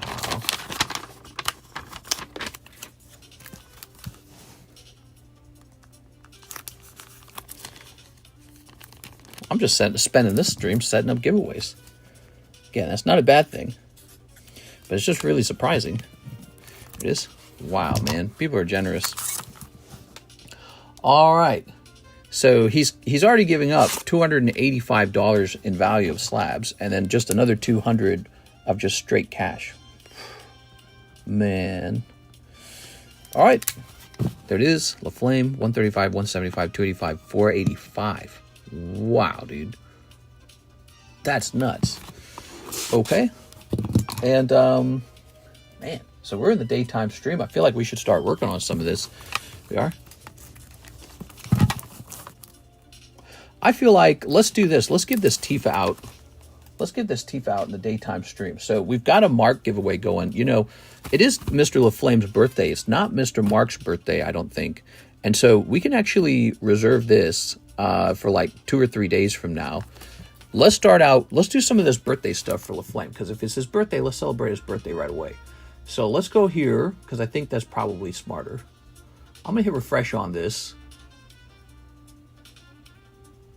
I don't think it's a problem delaying it, because we'll still be here a couple days from now. We're not going anywhere. So we still have all of Mark's super generous giveaway stuff. End of July super giveaways, man. So Mr. LaFlame is the current giveaway now. Type in LA for a chance for this Tifa Lockhart from the very desirable Magic the Gathering Final Fantasy set. I'm going to give away the Dark Sword. Don't do it, Joseph. That's too much. Don't do it. Give away something nice, but keep that Charizard. You got to keep the Charizard.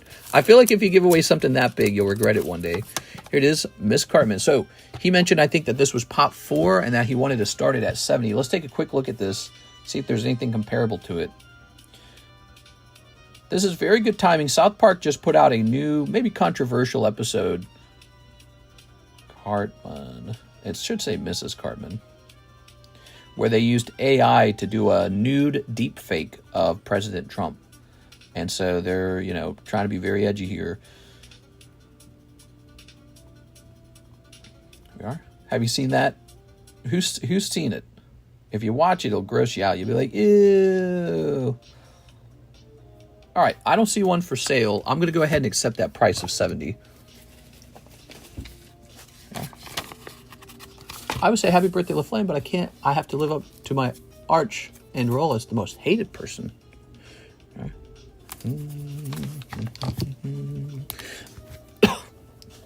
Mary, why would you need to be hated? What are you talking about? Okay, AP. We'll put Pop 4 down here. Okay. That's the, I'm trying to remember what episode this is. It says no, I can't remember the name of the episode. She gives him a plate of pancakes with donuts on top.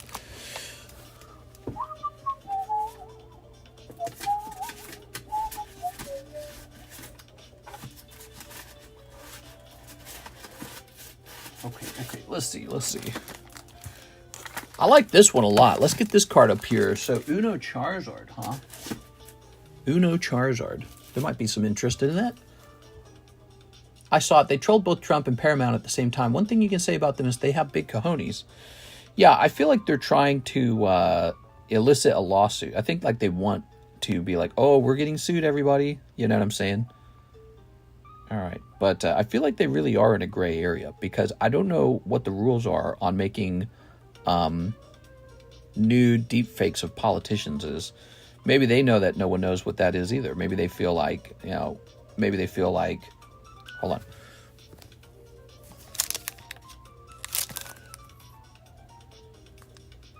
Oh, this is slightly different. Hold on.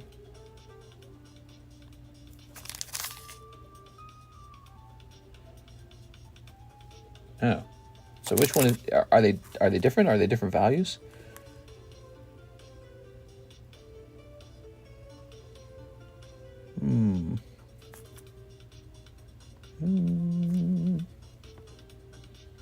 There's like a couple different prints of these, but they basically look the same to each other.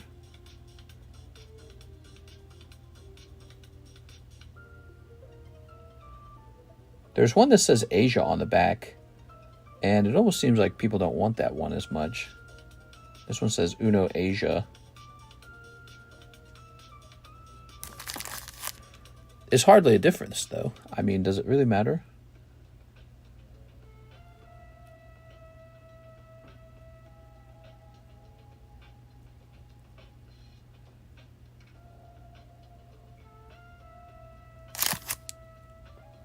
So I think there's a difference. I think that this one is Japanese back, and there's also an Asia back. And so let's go with the Japanese back price. We want to make sure we match the correct price.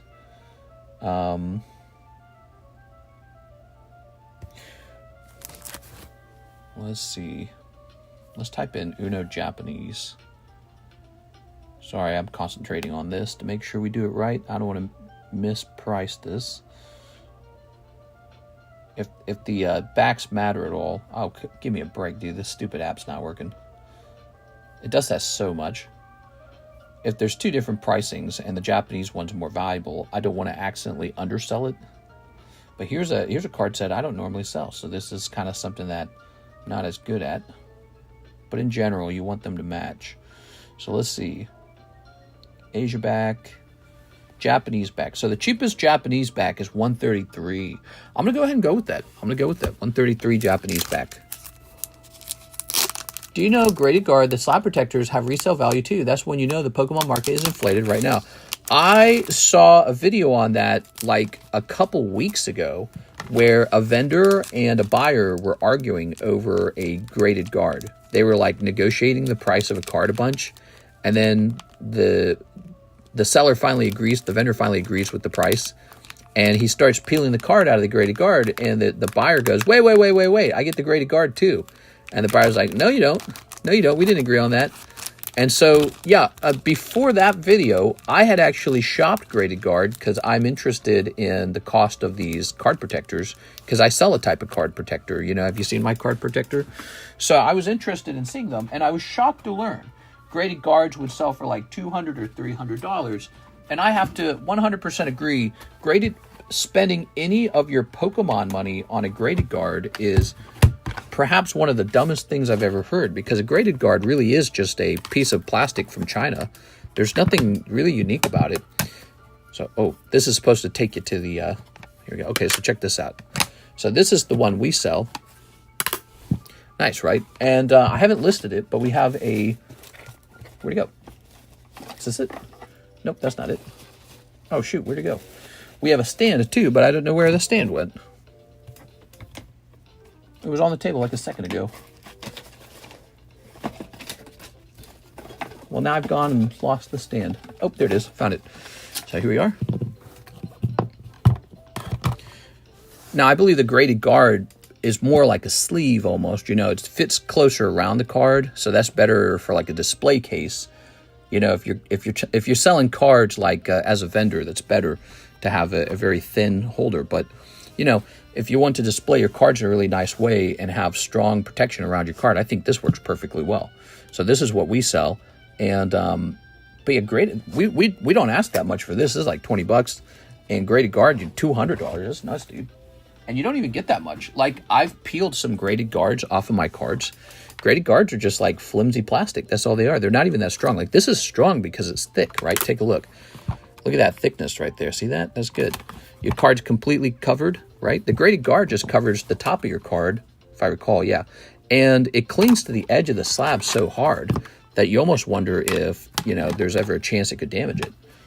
It is. But, yeah, the graded guard is just like an OtterBox or whatever, like for your cell phone. And it could help if you're at a card show and a bunch of kids are handling your slabs and you're worried about them dropping them on the floor. But other than that, I don't think they even protect the card that well. I don't think there's that much protection there. You know, I've seen other holders that I would buy before graded guard. I've seen fat, thick ones like the one we just showed off, and I go, well, that one's clearly better. Here we are. I need a graded guard for my Labubu. Yeah, exactly. Buying graded guards for my Labubus. It's like a phone case. Little rubber koozie for over $20 is dumb. $20 is pushing it. Well, yeah, that's why I'm saying, like, so the one you just saw me put up on the table, at least there's like some actual material there, right? Like, there's some real material on that thing. It's heavy. It's dense. Graded guard, it's just a thin piece of rubber that goes around your card. It goes around here, and then it has a very flimsy plastic on top. Those ones you just saw, those are like designed for UV protection and everything. So they're like heavy duty. You're not buying heavy duty anything with graded guard. And so then they just get like some different colors in the rubber die. And because it has like a galaxy color, that makes it a collector's item. You're collecting penny sleeves. It's like if you thought penny sleeves were collectible, these things right here. You're collecting penny sleeves. You're paying $200 for a penny sleeve for your card. So yeah, I would have to agree. It's definitely people with too much money in their pocket or not a good sense of what a true collectible is. And they need education. They're ignorant. They're ignorant, and it's not good for them. They need to understand that a card like this or this is a collectible, and a graded guard is just, you know, just made in China plastic. But I think a lot of people resoundingly understand this, but it's so weird because some customers just don't care. They're like, oh, I'm getting the collectible one. It goes back to the concept of Labubus being collectible, too. I was talking about this. I said the dawn of RNG rare collectible products is here. And Labubus and graded guards are just the beginning. And it's time to do a guarding of your wallet because you want to make sure if you buy something, Buy something with real nostalgia behind it. There's real nostalgia for Pokemon. It's been around for 30 years. There's real nostalgia for stuff like South Park. It's been around for 30 years. Graded Guard was just made up yesterday. And then they said, hey, see this? This is rare. What makes it rare? Nothing. We just said it was. That's it. And you got fleeced. So, you know, if we look at Graded Guard, and some of them are selling, it's quite dramatic that any of those would sell. Graded Guard. Okay, and then let's go ahead and jump in here. The appropriate price for a Graded Guard is probably around $5 or something, right? Based on how much you're actually getting. All right, let's see. Let's see if we can find a single expensive Graded Guard here. Yeah, like, look at this. Sold in May. Graded Guard Oxley Aurora for $315. Wow. Somebody in May really bought this Graded Guard for $315 rather than another Pokemon card that actually goes up in value over time. You know, because the Pokemon card's real and has a real brand behind it. Graded Guard, it's the equivalent of a penny sleeve for your slab. It's a penny sleeve. And it's a fatter penny sleeve, right? All right, so let's get a price on this. Enough of that conversation, but that's shocking to me. It's just shocking. And I feel bad for the people who got messed up buying that stuff. There was never a need to do that. Never. It has no manga. It has no anime. It's got no video game associated with it. It really is just a piece of plastic. So you're right. It's when you know the market is that crazy, you have to question if your cards are overpriced just because of the craziness of the market. That's where you're at. So you got to wonder, wow, if Graded Card can sell for $315 and it's just a piece of plastic, are buyers just kind of losing their minds right now with these cards? And will they come back to their senses too? It is. All right, $300 for a Graded Guard. Yeah, that's right. Actually, that'd be a great clip. I don't know if Mike's Side was watching that. Here, let me clip that one for Mike's Side because that one's really just nutso. I know Mike's Side is probably always looking for a good clip. Okay. Graded Guard conversation. 142. Love the conversation is real. Bring back M&Ms to the menu. Holy, it's 133 now. I'll do 110 for someone, mister, if you're okay with that. Okay, we're going to bring this to 110. Well, here's the deal, Mr. Aaron. I actually looked it up. Not Aaron, Adam. Mr. Adam, I looked it up, and there's two types of Uno Charizards, the Asia back and the Japanese back. This one's Japanese back, and so it might actually be a little more valuable. You can see the label says Japanese right there, because there are the Asia ones, and they are cheaper, but I don't know if people prefer the Japanese back, and so I didn't want you to miss out on the potential value of it if people prefer the one that has Japanese on the label. So since the Japanese label one costs more, we're going to sell it at that price. All right, so let's jump over here. And let's see, we've got Yasser. You ready?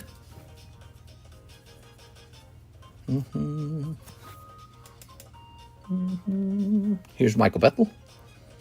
And Bethel. Here's Lord Pop-Tart. See, the funny thing about these giveaways is a lot of the times the audience is not even participating. Maybe only about 40 people. Actually, here I can tell you how many people are in here. Hold on.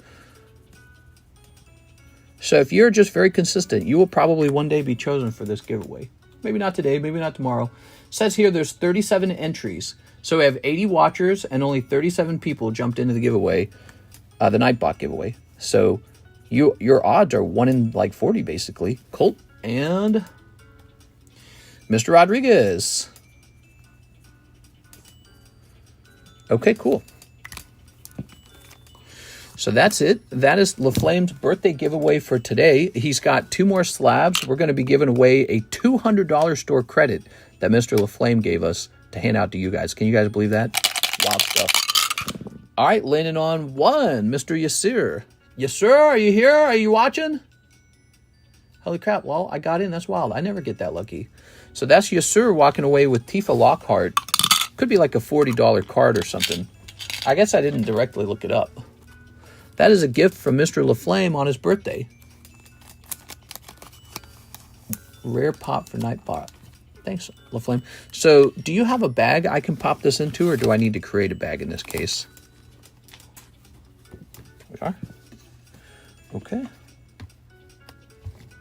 Yeah, Mr. LaFlame has just done some massive donations totaling $485.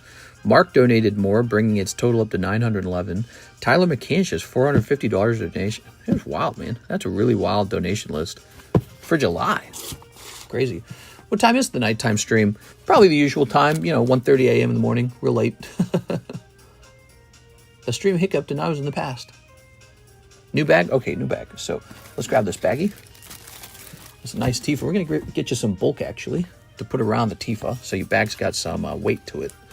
Go. All right. There we go.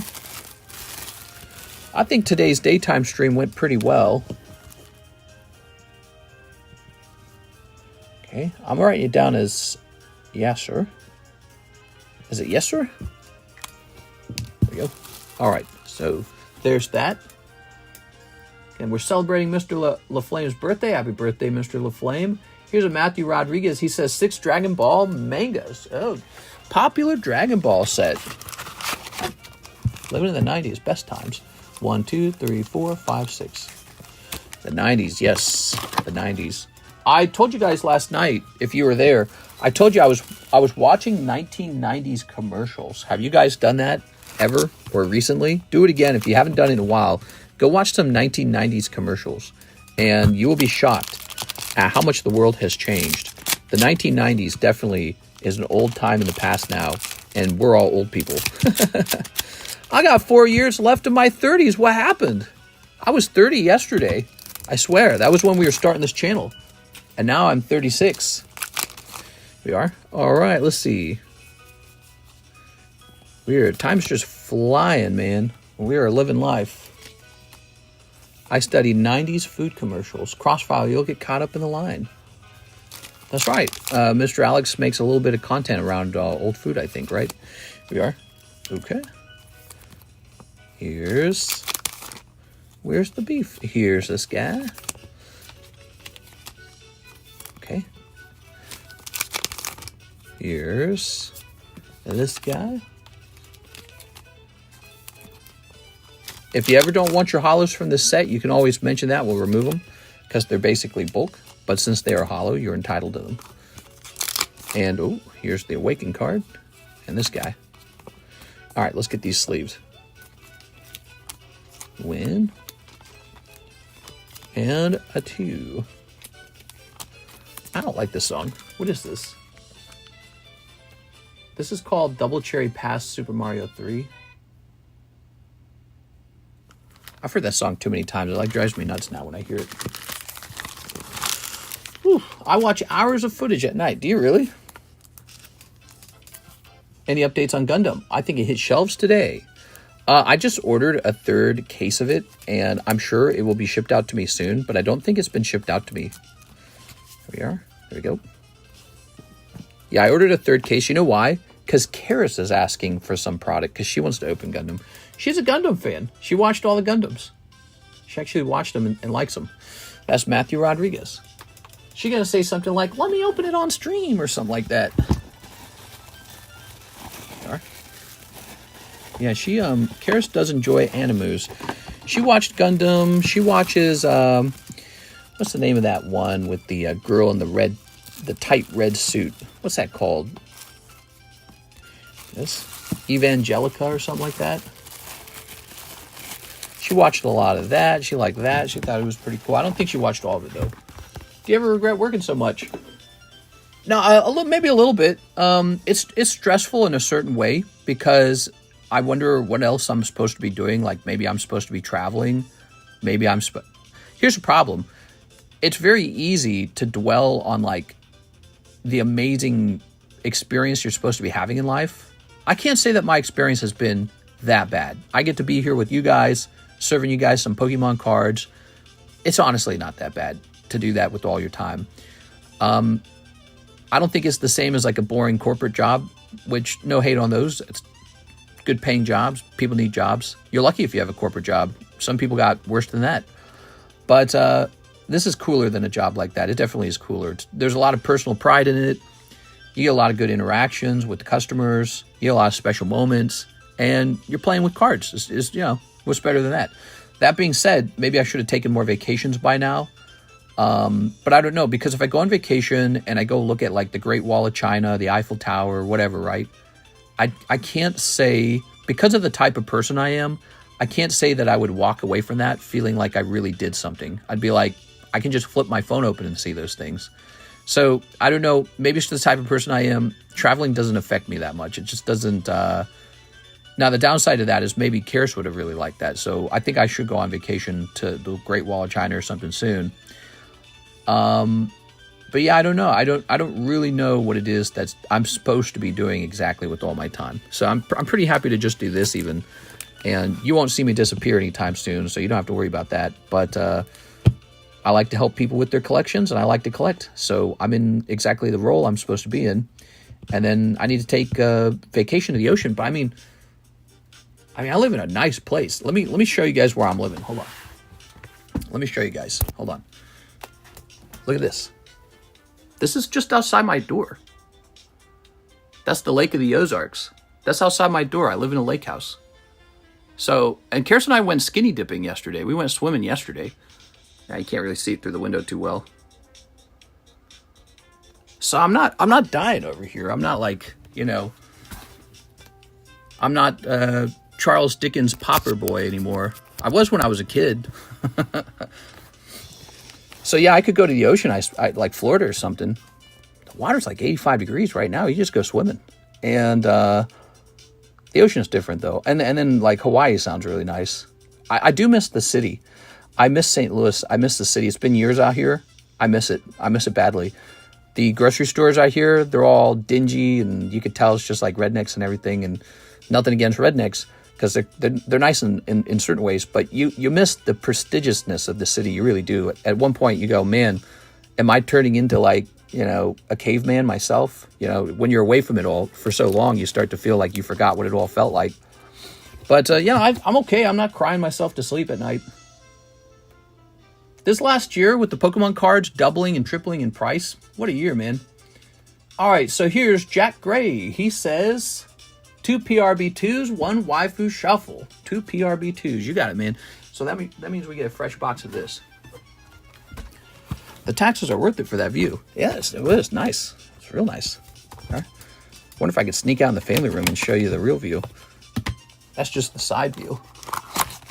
You ready? But we were skinny dipping in the water, and I was like, holy cow, this was nice, man. It was pitch black outside, so you could just walk around naked. No one would see you. It's pitch black. It was a cloudy night, I guess. And the water is 85 degrees. You just swim in the water naked. You don't get to do that in a lot of places. Most places won't let you swim at night at all. But we've got our own property with the giant wall of lake. We just do whatever we want. We're on our own property. So that's a nice feeling. The view of the state park just across from us. You're looking at the state park, these big hills. Big, beautiful hills. They are. That's fun and adventures. I'd travel for food. You know what? That is something I would like to have. I'd like to be in better shape. That would bring me joy if I was in better shape. So you want to talk about happiness? You want to talk about how to spend your time? I really wish that I was feeling as young as I used to feel, because I feel old. I feel out of shape. And I miss feeling youthful and young and like, I got tons of time left. So that I do miss feeling young. And I don't miss feeling like we're going to be out of money every 2 seconds, because I spent the first like 29, 28 years of my life that way, just barely scraping by, barely. It all changed when I started with Pokemon. That's when it all changed. It all changed by the time Karis got her first real engineer job, and I got the TheCardconomist, which is my other YouTube channel. Okay, so there's your 2 SRs. Now, how about that Waifu Shuffle? So the Waifu Shuffle's stuffed, man. There's so many cards in the Waifu Shuffle right now. Good luck in there. I hope you pull something nice. Here we go. If we end up moving to Tennessee, we can train in real life. I got the Gundam starter deck, and it came with the random hit, the raised foil edges on the mobile suits. It's really nice. Swim in the lake. Shake your dreads for us. Here we are, 1, 2, 3. And boom. The lake, it is a mossy lake. It is, it is not like the ocean. Okay, here's your waifu card. Cold. It is not like swimming in the ocean. I've been to the ocean a bunch. I've been to Florida a bunch. And I've been to the ocean in North Carolina too. So it is not the same. But there's some good sides to it too. Like, you know how with the ocean, you get a lot of waves. Sometimes the only thing you get to experience in the water is the waves. Well, you can float in the lake, and the water can be real still, and it's just super relaxing. No effort. You just lay there like a hot tub. It is. So there's some good sides to being in a lake too. All right, Jack with JA. There's the brain-eating amoebas. I haven't heard any reports of that, but people out here have died from sea-doo accidents. Yesterday, there were like 8 sea-doos in front of my home. They were all playing with each other. I was like, dang, dude, I need a sea-doo so bad. You could do something adventurous with Karis before you might have kids. My sister climbed a mountain. I don't know if I'm going to climb a mountain. I'm not one of those climb mountains, Mount Everest kinds of guys. And I can't really think of the adventure that maybe I'll throw a big Pokemon orgy or something. I don't know. You know, they got card party. We'll have a Pokemon orgy. How about that? Omar Batui, 1 PRB02. And then only the creepiest people will show up, and it'll be super awkward and gross. I can't really think of what to do that's adventurous at this point, because traveling just doesn't do it for me. And that's why you have a guy here who just works all the time and he doesn't travel. All right. Your neighbors saw everything. And neighbors can come hang out if they want. They go skinny dipping too. I don't care. All right. Ew, never mind. I hate the lake weed on the legs. There's no lake weed at all. There's nothing like that. But you'll find like floating sticks. So you can find sticks floating in the water. And they're like river sticks, you know. They're just kind of like they crumble in your hand. You'll find like leaves. Here we are. Yeah, you'll find like leaves. Dead bodies. I'm just kidding. Here we are. Sanji, right? Go to a card show. Shake your dreads for us. I could go to the Kansas City card show. You know, you guys know that's just a drive away from my home, right? So if you guys are going to the Kansas City card show, there is a Collecticon in August, and I could drive to that if I wanted to. Mr. Omar. Pokey orgy on my way. We are. Yeah, let's host our own thing. All right, there we go. All right, Mr. Omar with an O. Ugh. Let's see. Aha. Do it and vend it. I'm not going to vend, no. No need to vend. I would just be relaxing. Lake Tahoe is clear and beautiful to swim in. Just did year-round from the snow runoff. Yes, I have seen that. The water is so clean you can see through it. But there is a big difference between Lake of the Ozarks and Lake Tahoe. While Lake Tahoe appears to be a lot cleaner, Lake of the Ozarks water is actually warm enough to swim in. Oh, you can spend hours in it, up to your neck, just floating around, watching the boats go by. You got people jet skiing, you got people, snowboard skiing, whatever they call that, wakeboarding, wakeboard, I don't remember. Just all day long. And it's so hot in the water that you almost have to climb out to cool down. So that is a very serious difference. It's like putting a blanket on your whole body. Feels extremely good. And you come out with your skin feeling all soft. And if you're worried about the lake, to be honest, you just take a shower or a bath after you're done and you're fine. But I've also swam in the water and not showered, not bathed afterwards. Fine. Nothing happened. But typically after the lake, I'll go take a quick wash in the shower. We want to build an outdoor shower. I keep saying that. I'm very interested in that. Mr. Steven, the new One Piece set. Here goes Mr. Steven Gonzalez. Fish poop in the lake. Well, fish poop in the ocean, right? Fish poop in the ocean. That's why I said you gotta shower after you're done.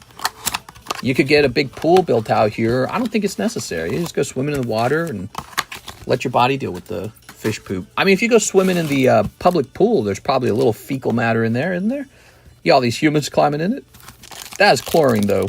Not to be confused with chloroform. Remember that? I said chloroform yesterday. It's got chlorine. So probably a little bit cleaner, but man, there's so many. And it's such a smaller body of water. So you're just in this little tub. Everyone's pissing their pants in the tub. I was talking about out here in Lake of the Ozarks, a lot of the big Lake of the Ozarks establishments, they got like a bar pool. You know what I'm talking about? You go there, you're in your swimsuit. They got live music. They always got live music. And then they got this big bar on the side of the water. And you climb in the water and you make orders. And then you get alcoholic beverages and you just chill in the water. It's really nice. They're all over out here. Dog Days, Backwood Jacks, whatever it's called. Shark something. I can't remember the name of it. Those are probably the 3 big ones. I know another one. Captain Ron's. Amazing. We were there 4th of July, and it was just loaded with people. There was like 1,000 people there. They're all pushed out into the lake, all holding beers and stuff. You know, it's like Lake of the Ozarks. There's no rules. It's a very, like, not posh area. They don't care about the rules. They don't care about poshness. This is exactly where you go to avoid all that. So there's no political correctness out here at all. They don't care about any of that stuff. Just hot people in bikinis and guys looking like they're roughing it 24/7. That's what it looks like. And there's boats everywhere. It's littered with boats. There's just boats as far as the eye can see, boats. So I can't. You must be breathing in boat fumes. You have to be, because there's so many boats. And there's a lot of youthfulness too. You'd be surprised, because people come down here with their family, very family friendly. But anyway, so you run into all that out here, and it's cool. I do miss the city a lot. I really do. I miss the city. I should go to Kansas City. I should go to CollectaCon and just be in the city for once. We like to go to Springfield. That's south of us. That's technically the closest city to us. So we go to Springfield, Missouri. And we'll go catch like a meal or something like that in Springfield from time to time, especially now that we have our Toyota, our SUV. So that makes the drive very comfortable. And we'll just go drive in and have like a talk, and we're there in no time. But Kansas City is slightly further away. It's like a 2-hour drive, actually. But yeah, it's really not that bad. You can make a 2-hour drive in one sitting. It's not that bad. That's like one movie, basically. There. And then Springfield is less than 2 hours. It's like 1 hour and 20 minutes. But if you speed, it feels like 1 hour and 15 minutes. So it's not that bad.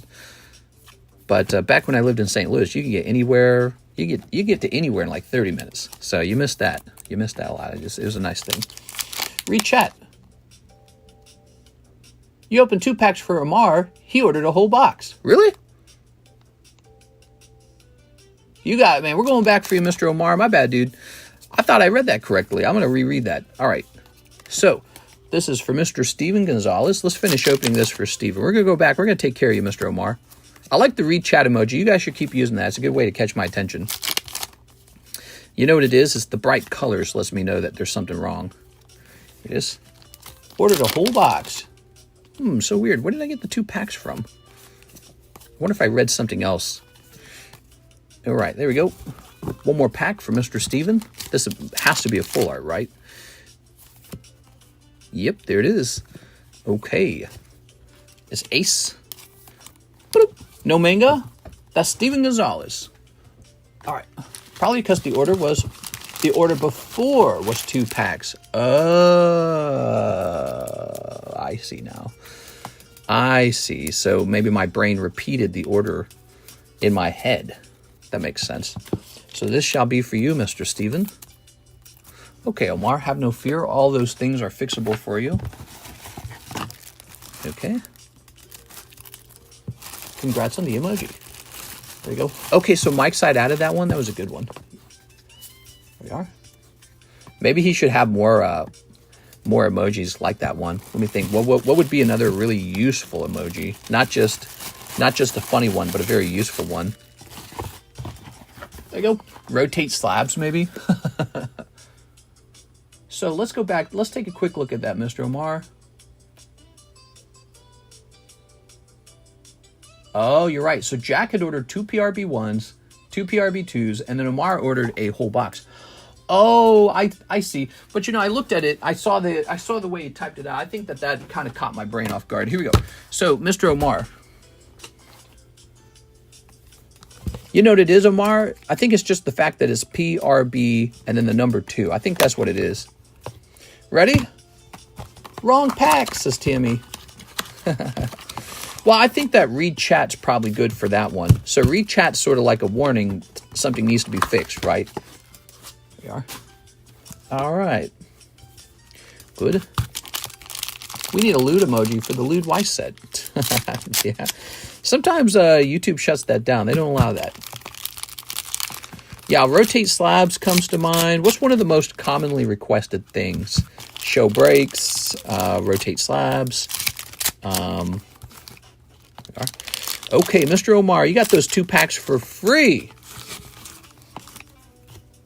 It must be nice. I'm trying to be like you, my boy. Ready? You got those for free. So here's Captain Jack Sparrow. Okay. All right. It's Sanji. Here's an SR. Oh, yeah, full art here. Show feet. All right. There should be like a put the fries in the bag emoji. There we go. For when I go too long on a political conversation. Yes. Okay, put the fries in the bag, bro. Here's a... There. Yap emoji. There. All right. All right. Maybe like a French fries emoji, and it can say "put the fries," or it could be called "in the bag" emoji. All right. Well, that is only 2 of the 3 full arts. Let's go hunting for the 3rd one. Where did we miss it, huh? Holy. I'm still learning this set a little bit, so I wouldn't be surprised if a full art escapes me here and there. Aha! Got it. I heard you like politics. Any thoughts on Sveriges Demokraterna? Oh, yes. AKA Swedish Democrats. I don't know anything about what's going on with the Swedes. How do you feel about Sweden, Mary? Sweden doing okay? You? All right. Very good. Ta-da! All right. Swedes still making good wristwatches? What new emoji? All right, there we go. Mr. Omar, your bag's loaded up. Here's a Zachary M. Stekskowski order 8 of the PRB2s. So 8 of them. Where'd that open box go? This should be 6, right? 1, 2, 3, 4, 5, 6. Number 7 and 8 are technically an Omar's bag, but I'm going to get you 2 fresh ones for the next box because I know that's going to make you happy. There are. How many boxes of PRB2 are there in a case? 20? 20, I think. I feel like we are clowns and deserve to be laughed at. We're not much better than you guys anymore. Went from a country everyone praises to be safe and beautiful to a clown show, and we deserve it. Yeah, I think Europe wants to do the opposite of what they did back in the 1940s. They want to be very open. They want to say everyone is the same. It's all love. It's all good. Mixing is good. Bring in everybody. Help the poor.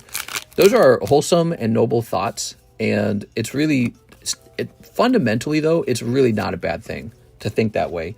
Humanity really should feed the poor and house them and help them, and medicine for all and education. These are good ideals now, but I'm not an idealist. I'm a pragmatist. I'm a realist. So I look at the checkbook and I say, is this almost empty? We got to stop. So, and maybe that's part of my harsh past growing up. I had a very harsh past growing up. So when I look at the lens of, leadership decisions, that's what governing is. It's leadership decisions. I understand the idealism, but I look at it through a lens of what if it all goes wrong? What if we run out of money? What if it doesn't work? What if it's crap? What if it's total crap? And so I came from a tough childhood, bad family with people who were unreasonable and didn't get along. Brothers and sisters that did nothing but fight over everything. Limited resources. We didn't have enough food. You buy like Pizza Hut, right? Simple. It's just Pizza Hut. But there was one Pizza Hut box and 11 kids. So what do you think happened? Well, all we did was fight with each other. We hated each other. So that's what happens when there's limited resources. So before I'm an idealist, and again, I understand the idealism, I'm a pragmatist. If the state cannot pay for everyone that's coming in, well, then the state either has to go broke, which means that you will go into a deficit, or they have to steal, which means from the people, which means you have to pay more taxes, or you have to pay the inflation from the money printing, which is just taxes. It's the same kind of, it's just a tax. It's a tax you can't avoid, it's inflation. Or the state has to say, we simply cannot afford all these people, which it's very difficult to do because people are sort of, they've taken a point of view that to say that would be racist. So it's very hard for people to say, we cannot afford this. This is too much, too fast. And there's this whole wide world of people that need help. Massive number of people in the world. And Sweden's just this tiny little country. It's a really small country. You guys really do not have that much money relative to all the wealth in the world. And so your politicians are idealists, and they say, we're going to save the world. We're going to bring everybody in. We're going to save them. They're going to be like us. They're going to love it. They're going to be Swedish.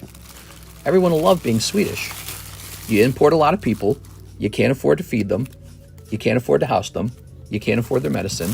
Your own people are now paying higher taxes, and inflation is up. And the people did not integrate because they don't want to be Swedish. They actually think Swedish Western values are sort of like decadent and immoral and wrong. And they come from countries where they treated women very differently. Women, it's easy to say this stuff in theory, but try to place yourselves in the shoes of a boy who grew up in a world where women are second class. You think you can abuse that out of a guy? It's hard to do that. Hard to change someone's heart once they've decided that's the truth of the world. So you import a lot of people, and they don't feel the same way about women, and they struggle with the language, and they don't like your values. They actually think your values are immoral, and all of a sudden, you just got this big, what do you think? Conflict! It's called a conflict! Now you're just gonna fight all day long. Have fun! Have fun fighting! Fighting all the time. You get to fight. Fight. Oh, I don't like you. You don't like me. My religion, your religion. My money, your resources. Fight. Higher taxes. I can't afford my medicine. Have fun. So that's how I feel about it. But you know where that all came from? My horrible childhood, where there wasn't enough money, there wasn't enough food, and everyone fought with each other all the time. So I know what that feels like. And I'm just kind of watching these other countries do that. It's like, have fun with it. It's all yours.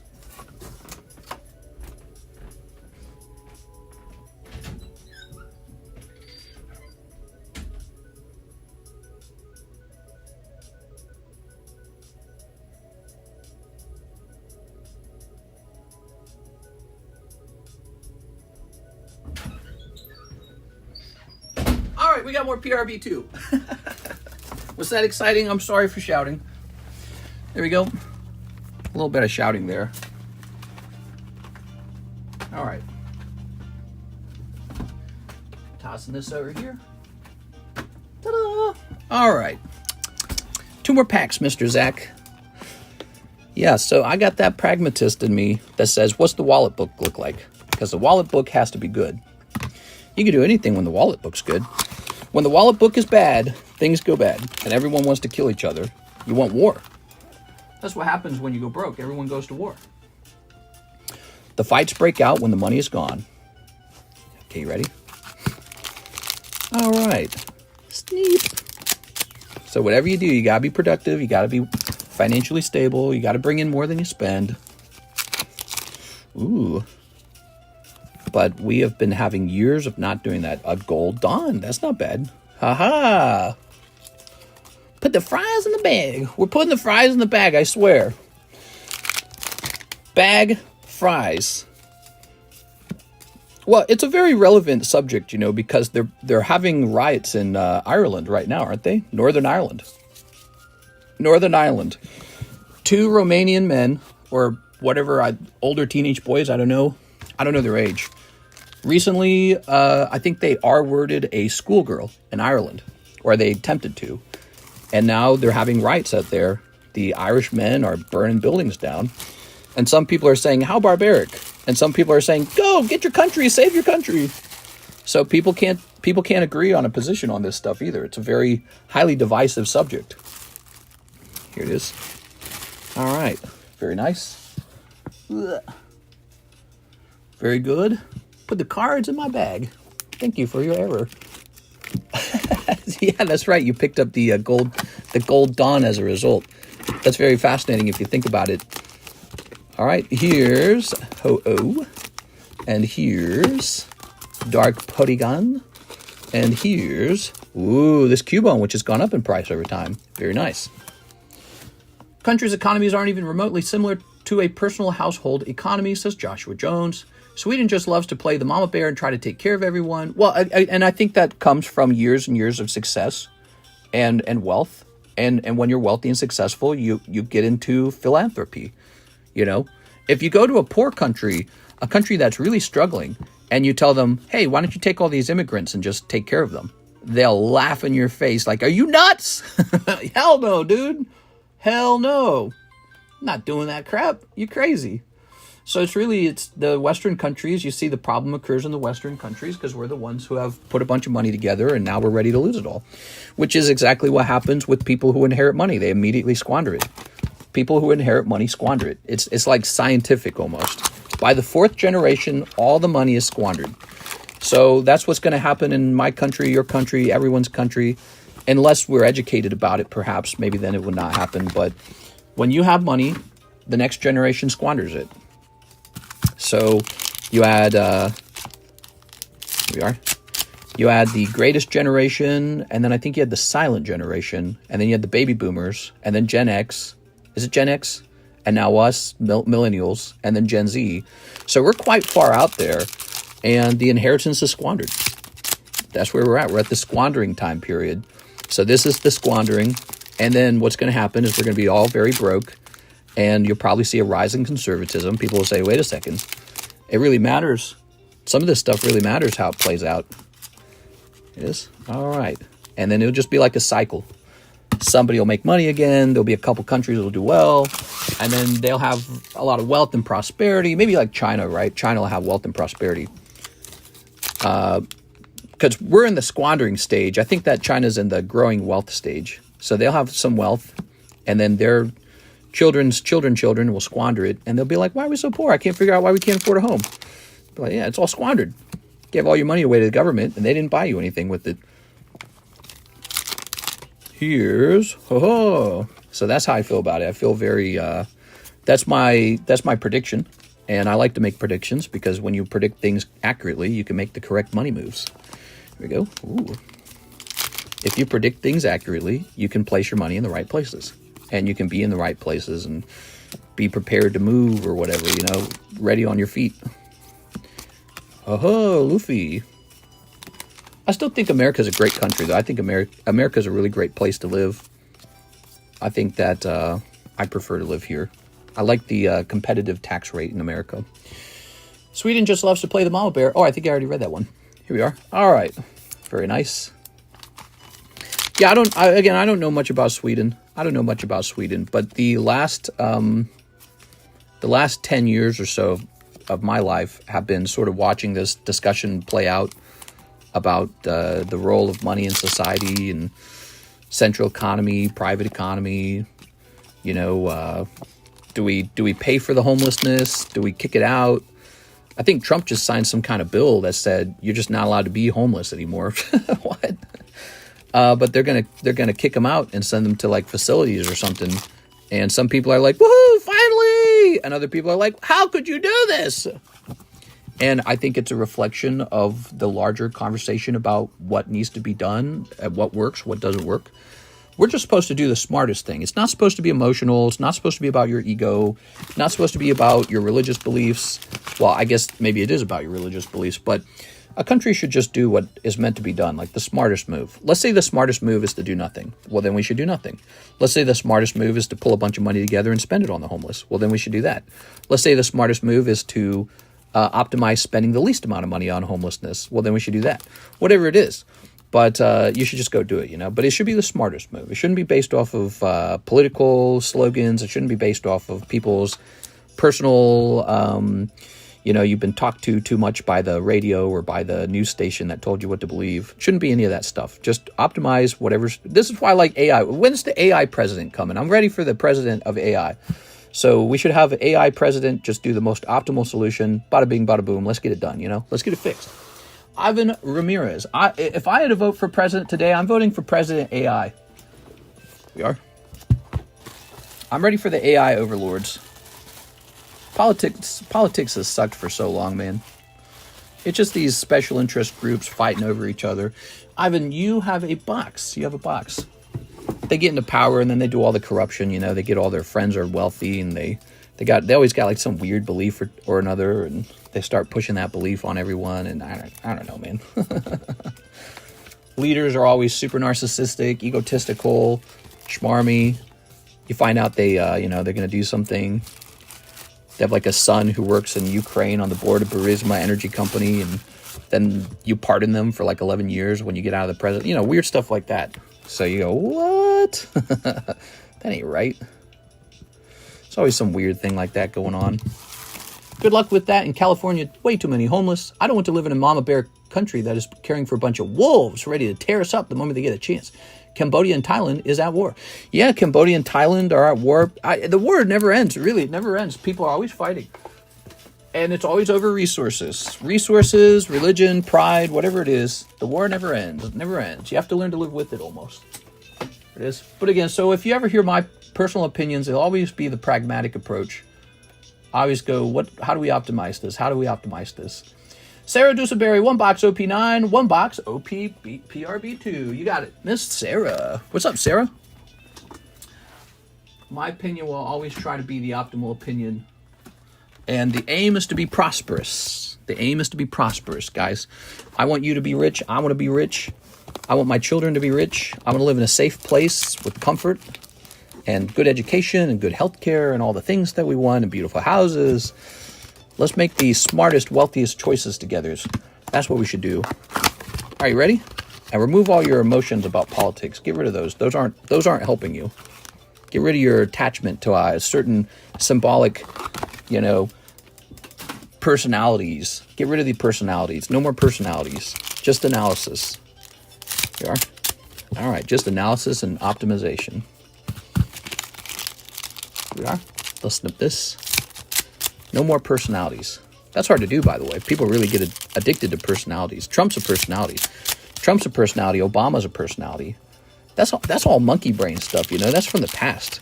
We grew up evolving that way, but that's in the past, man. That's why I like AI. There is no personality to AI. It doesn't have one. There we go. Just look at our options like we're looking at an accounting sheet, and then make the smartest move. There you go. All right. Did you see Trump and Chairman Powell interaction regarding the renovations budget?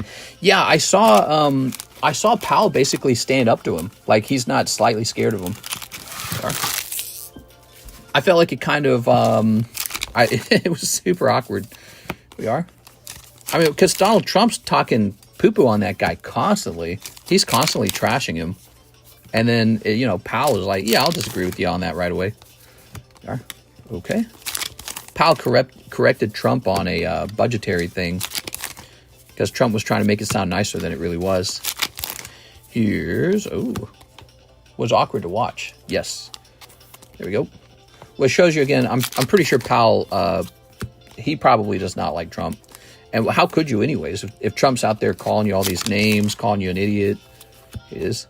So if Trump wanted, Powell to lower the interest rates, maybe he should have tried being friends with Powell. But I don't know. He's not into that. Maybe he already sees it as a thing where they'll never be friends, and so he's not interested in the friendship. Maybe he just wants the war. He wants the fight. But I feel like Trump's approach to that is not as strong as it could be. What Trump should do is, instead of putting the pressure directly on Powell, between him and Powell, he should actually come out and talk to the American people and say, see this man?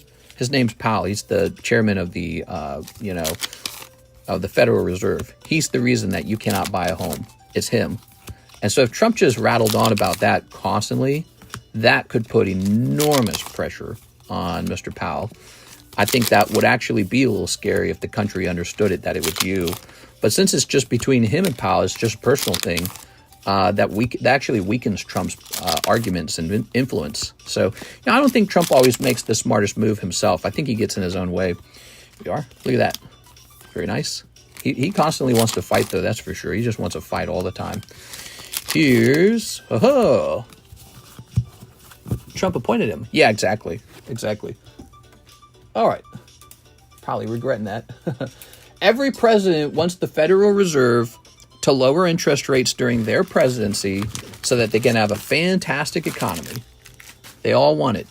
But the Federal Reserve is meant to be separated from the government. It's an independent institution. And Trump doesn't want it to be independent. He wants it to work in a way so that the economy looks good because interest rates are down. Powell's arguing that there's too much inflation and that interest rates have to remain high to keep that inflation at bay.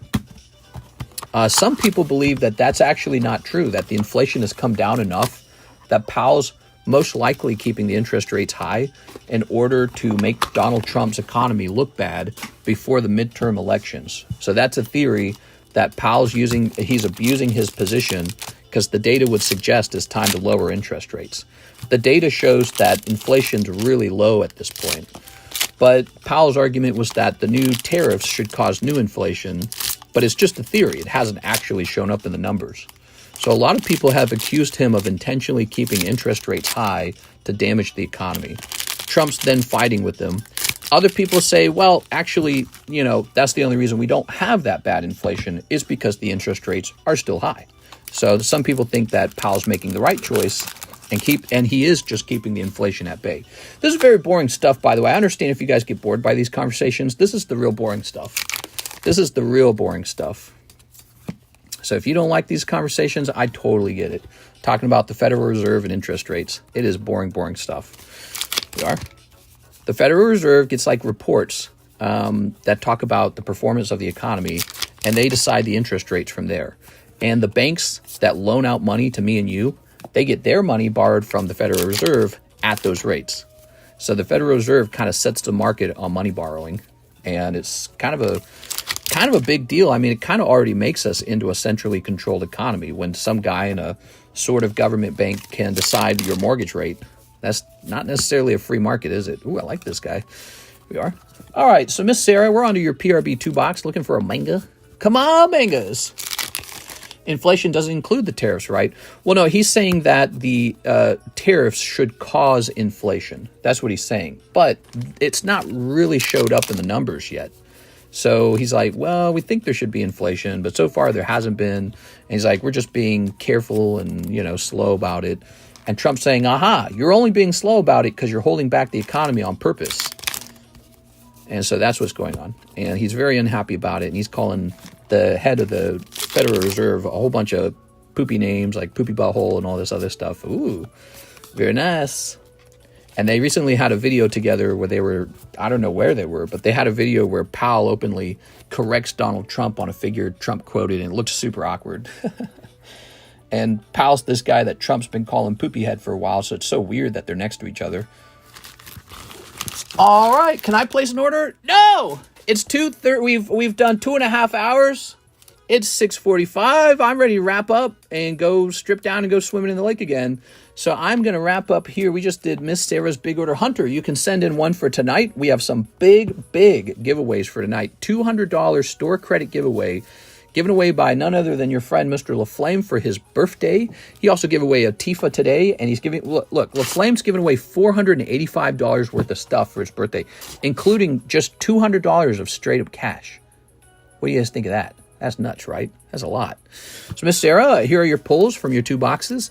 You always get 3 full arts from these PRB boxes. So you got PRB2, and here are your 3 pulls. Very nice. And then out of your OP9, I believe you just pulled this one right here. Lady with jacket on. Okay. No mangas. Today was a one-piece day. Not a surprise when a new set comes out. And we have just been slamming that new set. Happy birthday, LaFlame. In real life swim stream? We could have a swim stream. I don't know. You'd see my sexy wife. I don't know if she could handle that. All those eyes on her. We're going to say Miss Saladusa, baby. She's very shy. All right. Good. Face reveal. Mike said, you want a face reveal? Why do you want a face reveal? Oops. There we go. Whew. Wow, what a busy stream. That was the Friday daytime stream. I didn't feel like a lot of breaks moved today, but I did feel like we opened up a lot of sealed product. So today's been a good day for sealed product. We got obviously a lot of awesome breaks. If you guys do one in those, we'll show those off again in the nighttime stream. Still got plenty of slabs to price up, including Mr. Adam's slabs that are commissioned. And then I got slabs that are unpriced. I got like a pile of them. I never priced them. So we got just so much going on. I don't even know. There's just so much. All right, guys, I'm hopping off. Show us your hairline. Oh, the hairline's looking so good, guys. I've got so much hair. See you later, everybody. Shake your dreads for us.